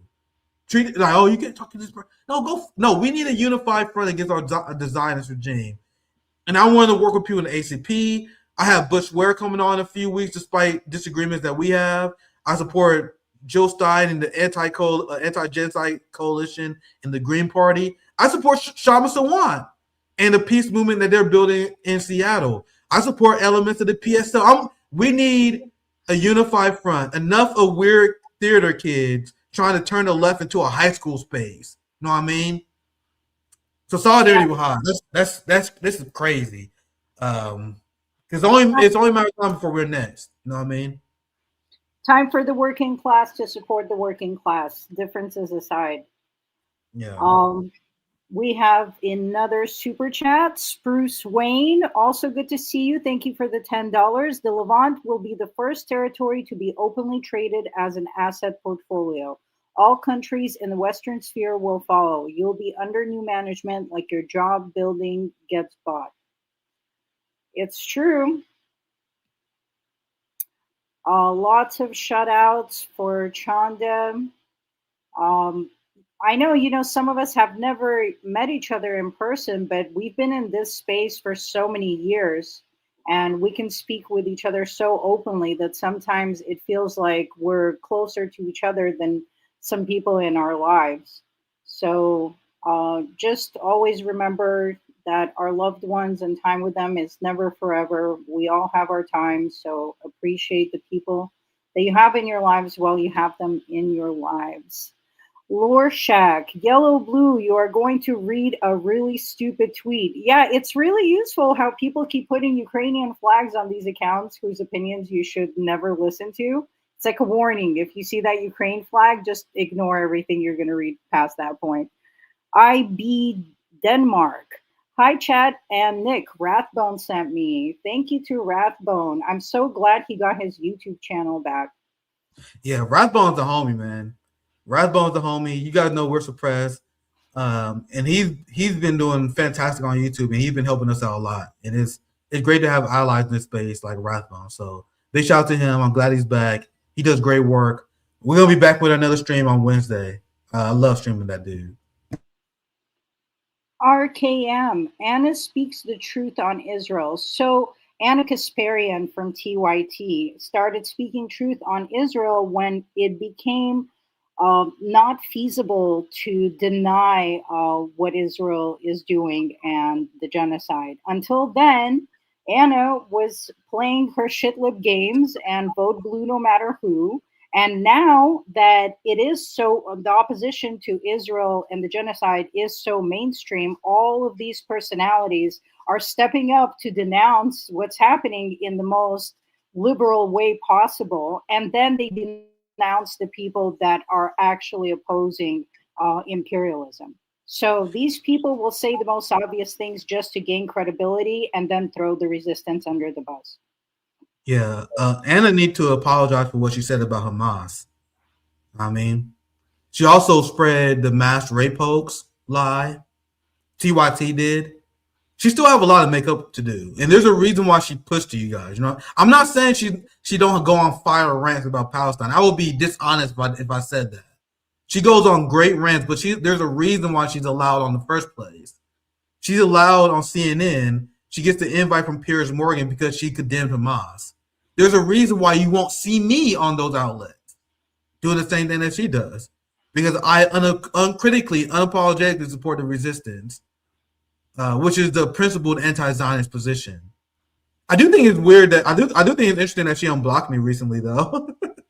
So you see that's interesting. She did unblock me because I went after one of the Zionist accounts that was upset with her, so she unblocked me. I'm like, man, you must not see my criticism of you. But if we ever had a conversation, you guys know I'm willing to talk to anyone. I'm definitely bringing up her Hamas tweet. Like, I don't view people as allies unless they. I believe that everyone have a chance for redemption. Like, and I want to forgive people who were wrong on things before, but Anna needs to apologize for her position on Hamas. She needs to apologize for her and Cenk Uygur spreading propaganda on behalf of the state of Israel, accusing Palestinians of being rapists. She apologized to Aaron Mate. I covered that. So she apologized to Aaron Mate for smearing him over Syria. I think she owes it to the Palestinians. And I am willing to forgive people, but we gotta remember where these people stand. I don't know where they are. I don't follow TYT enough to know their positions on many things nowadays. But if they're part of the NATO left, if they support the Ukraine war, that's something that they got answered for too as well. I believe Anna Kasparian is a NATO leftist, but I will say I'm not 100% sure because I don't follow her work like that. But TYT, Cenk Uygur, like 2 years ago, like, yeah, we need to fight the Russians. We need to fight the Russians. So TYT, they're big NATO leftists. They got a lot to apologize for, but Anna have made good appearances on Piers Morgan defending Palestinians and criticizing Israel, but they still have a lot of imperfections that make them part of the suitable left. But that all I had on that. See, Nick is a really nice guy in reality. Sid Hatfield. There used to be so much great and revealing footage of the Maidan on YouTube years ago, but it was eventually scrubbed. Yeah, that's absolutely true. I can't go back and find videos I could find even a couple of years ago. So they are constantly editing the information we have access to. Spruce Wayne, Ukraine is basically already owned by private equity now. What's left of it after Russia takes their piece? That's absolutely true and tragic. And I don't know how a country with such a Marxist history missed the most obvious analysis of imperialism. Lorshak Molse, everything created in Ukraine was made by CCCP. Yes, it was. Everything except the Nazis. Yeah, very interesting. Metal Nick, Eastern Ukrainians are totally invisible to liberals. Yeah, like Russian-speaking, Russian ethnic, lots of other ethnicities that exist in Ukraine. Millions of people just are invisible to liberals. That's well said. Ask a NATO leftist what they think about the Donbass referendum and watch how they squirm. Watch how they pivot. I do it all the time on Twitter. I'm like, hey, what do you think about it? You think Putin invaded without cause? What's your thought about the Donbass referendum? Why do you think Eastern Ukrainians have the right for their own sovereignty when they don't want to be part of the Ukrainian government? Just ask them basic questions and watch them fall apart. You guys saw how I handled Rokana. Very easy to expose them as frauds. Yeah, whatever you do, don't ask any Justice Democrat serving in Congress about the Donbass because they never even heard of it. Yeah, Jamal Bowman was like, "What is the Donbass? I don't know what Crimea is." Dude didn't even know what Crimea was, which is okay for the average American, not for someone who's voting for arms packages to Ukraine. Like, if you raise your hand to be a leader in any movement whatsoever, you better know what the fuck a Donbass is. You better know what Crimea is and what the fuck you're voting for when it comes to war. And these are the people that the Kyle Kulinski, Crystal Ball left, the DSA left. They sad that Jamal Bowman lost. You know, they sad that NATO left is like Cory Bush lost. Fuck them. Fuck them. I don't see them suffering from brain embargo. Our audience is really fucking funny. Yeah, they are. I love flagging these comments. AOC has been suffering from brain embargo. Just the best commentary. Spruce Wayne, the goal of the Western imperialist war machine isn't to win wars. It's to cause instability and allow the financial hitmen to move in and buy up distressed assets. They call it foreign aid. That's a great breakdown and absolutely true about every single war that America goes into and how they're able to brainwash people and work them up into a frenzy to a point where they actually want civilians to die in countries they can't find on a map is a real testament to CIA propaganda. So decolonize your minds, my friends. It's all a big financial scam. Chanel, once Americans cannot afford gas or food, they will take their heads out of their fucked up ass. We shall see, because right now millions of Americans are struggling to pay bills. Something like 40 million of Americans can't even keep up with their credit card payments, and they're financing their food right now. So no matter what, this has a boiling point, and violence is going to erupt into the streets, and it's our job to make sure that this kind of energy gets directed with purpose so that we actually win something, not just cause pointless damage to assets that we need to survive on. The Heat Inferno, Laos in the house. I love that we have such a huge international audience. My dad was child soldier for the CIA in Laos, no cap. That's incredible. Thank you so much for watching. Zaldivar, thank you for the $2. Dmitry Lascaris would be a great guest. He's in Iran. Yeah, we have tried to book him. We will keep trying. Mail me, Jose. Thank you for the $10. I disagree that you're unhireable. There's a lot of progressive business owners in Chicago that probably would. Nick is serving such a great role in society by being exactly where he's at and breaking down all of these things for us so that we can progress. So I love Nick actually doing all this research and bringing all of this deconstructed propaganda to the working class audience. Philip Blair. In Iran, it's considered a mark of an honorable person to admit when they're wrong. It's not a mark of shame to learn. I wish more Americans thought that way. Our entire culture is pretty infantilized. Casey McCoy, they say Argentina isn't really libertarian when their system fails, and China isn't really communist when socialism thrives. One of my favorite memes is when they say that China is capitalist, to just say, fine, let's do capitalism like China and watch their heads explode. Sorry, next comment's not pulling up. Give me just a sec. Stephanie Caro, always great, Nick. Virtuoso, thank you for the $5. Racism sucks, but can I get $1? A class reductionist proverb. Comrade Purple, thank you for the $5. Another banger, comrades. Thank you. I love seeing the old school homies, the RBN family. Miss Parks 187, thank you for the $5. Thanks, Nick and Zoya. Important voices for humanity. Just part of the working class. Thank you so much for saying that. Marvin Vargas, thank you for the $1.99. Please have Ryan Dawson on JFK's Civil War Zios. I know who Ryan Dawson is. It's actually not that easy to get these guests to come on, guys. First, we got to get them to follow us back so we can send them a message, and then usually they're pretty backed up. So if you guys ever want to see any guests or have special requests, it's actually really helpful if you guys hit them up and like tag them on Twitter. We need more clout, fam. We need more clout. Let's be honest.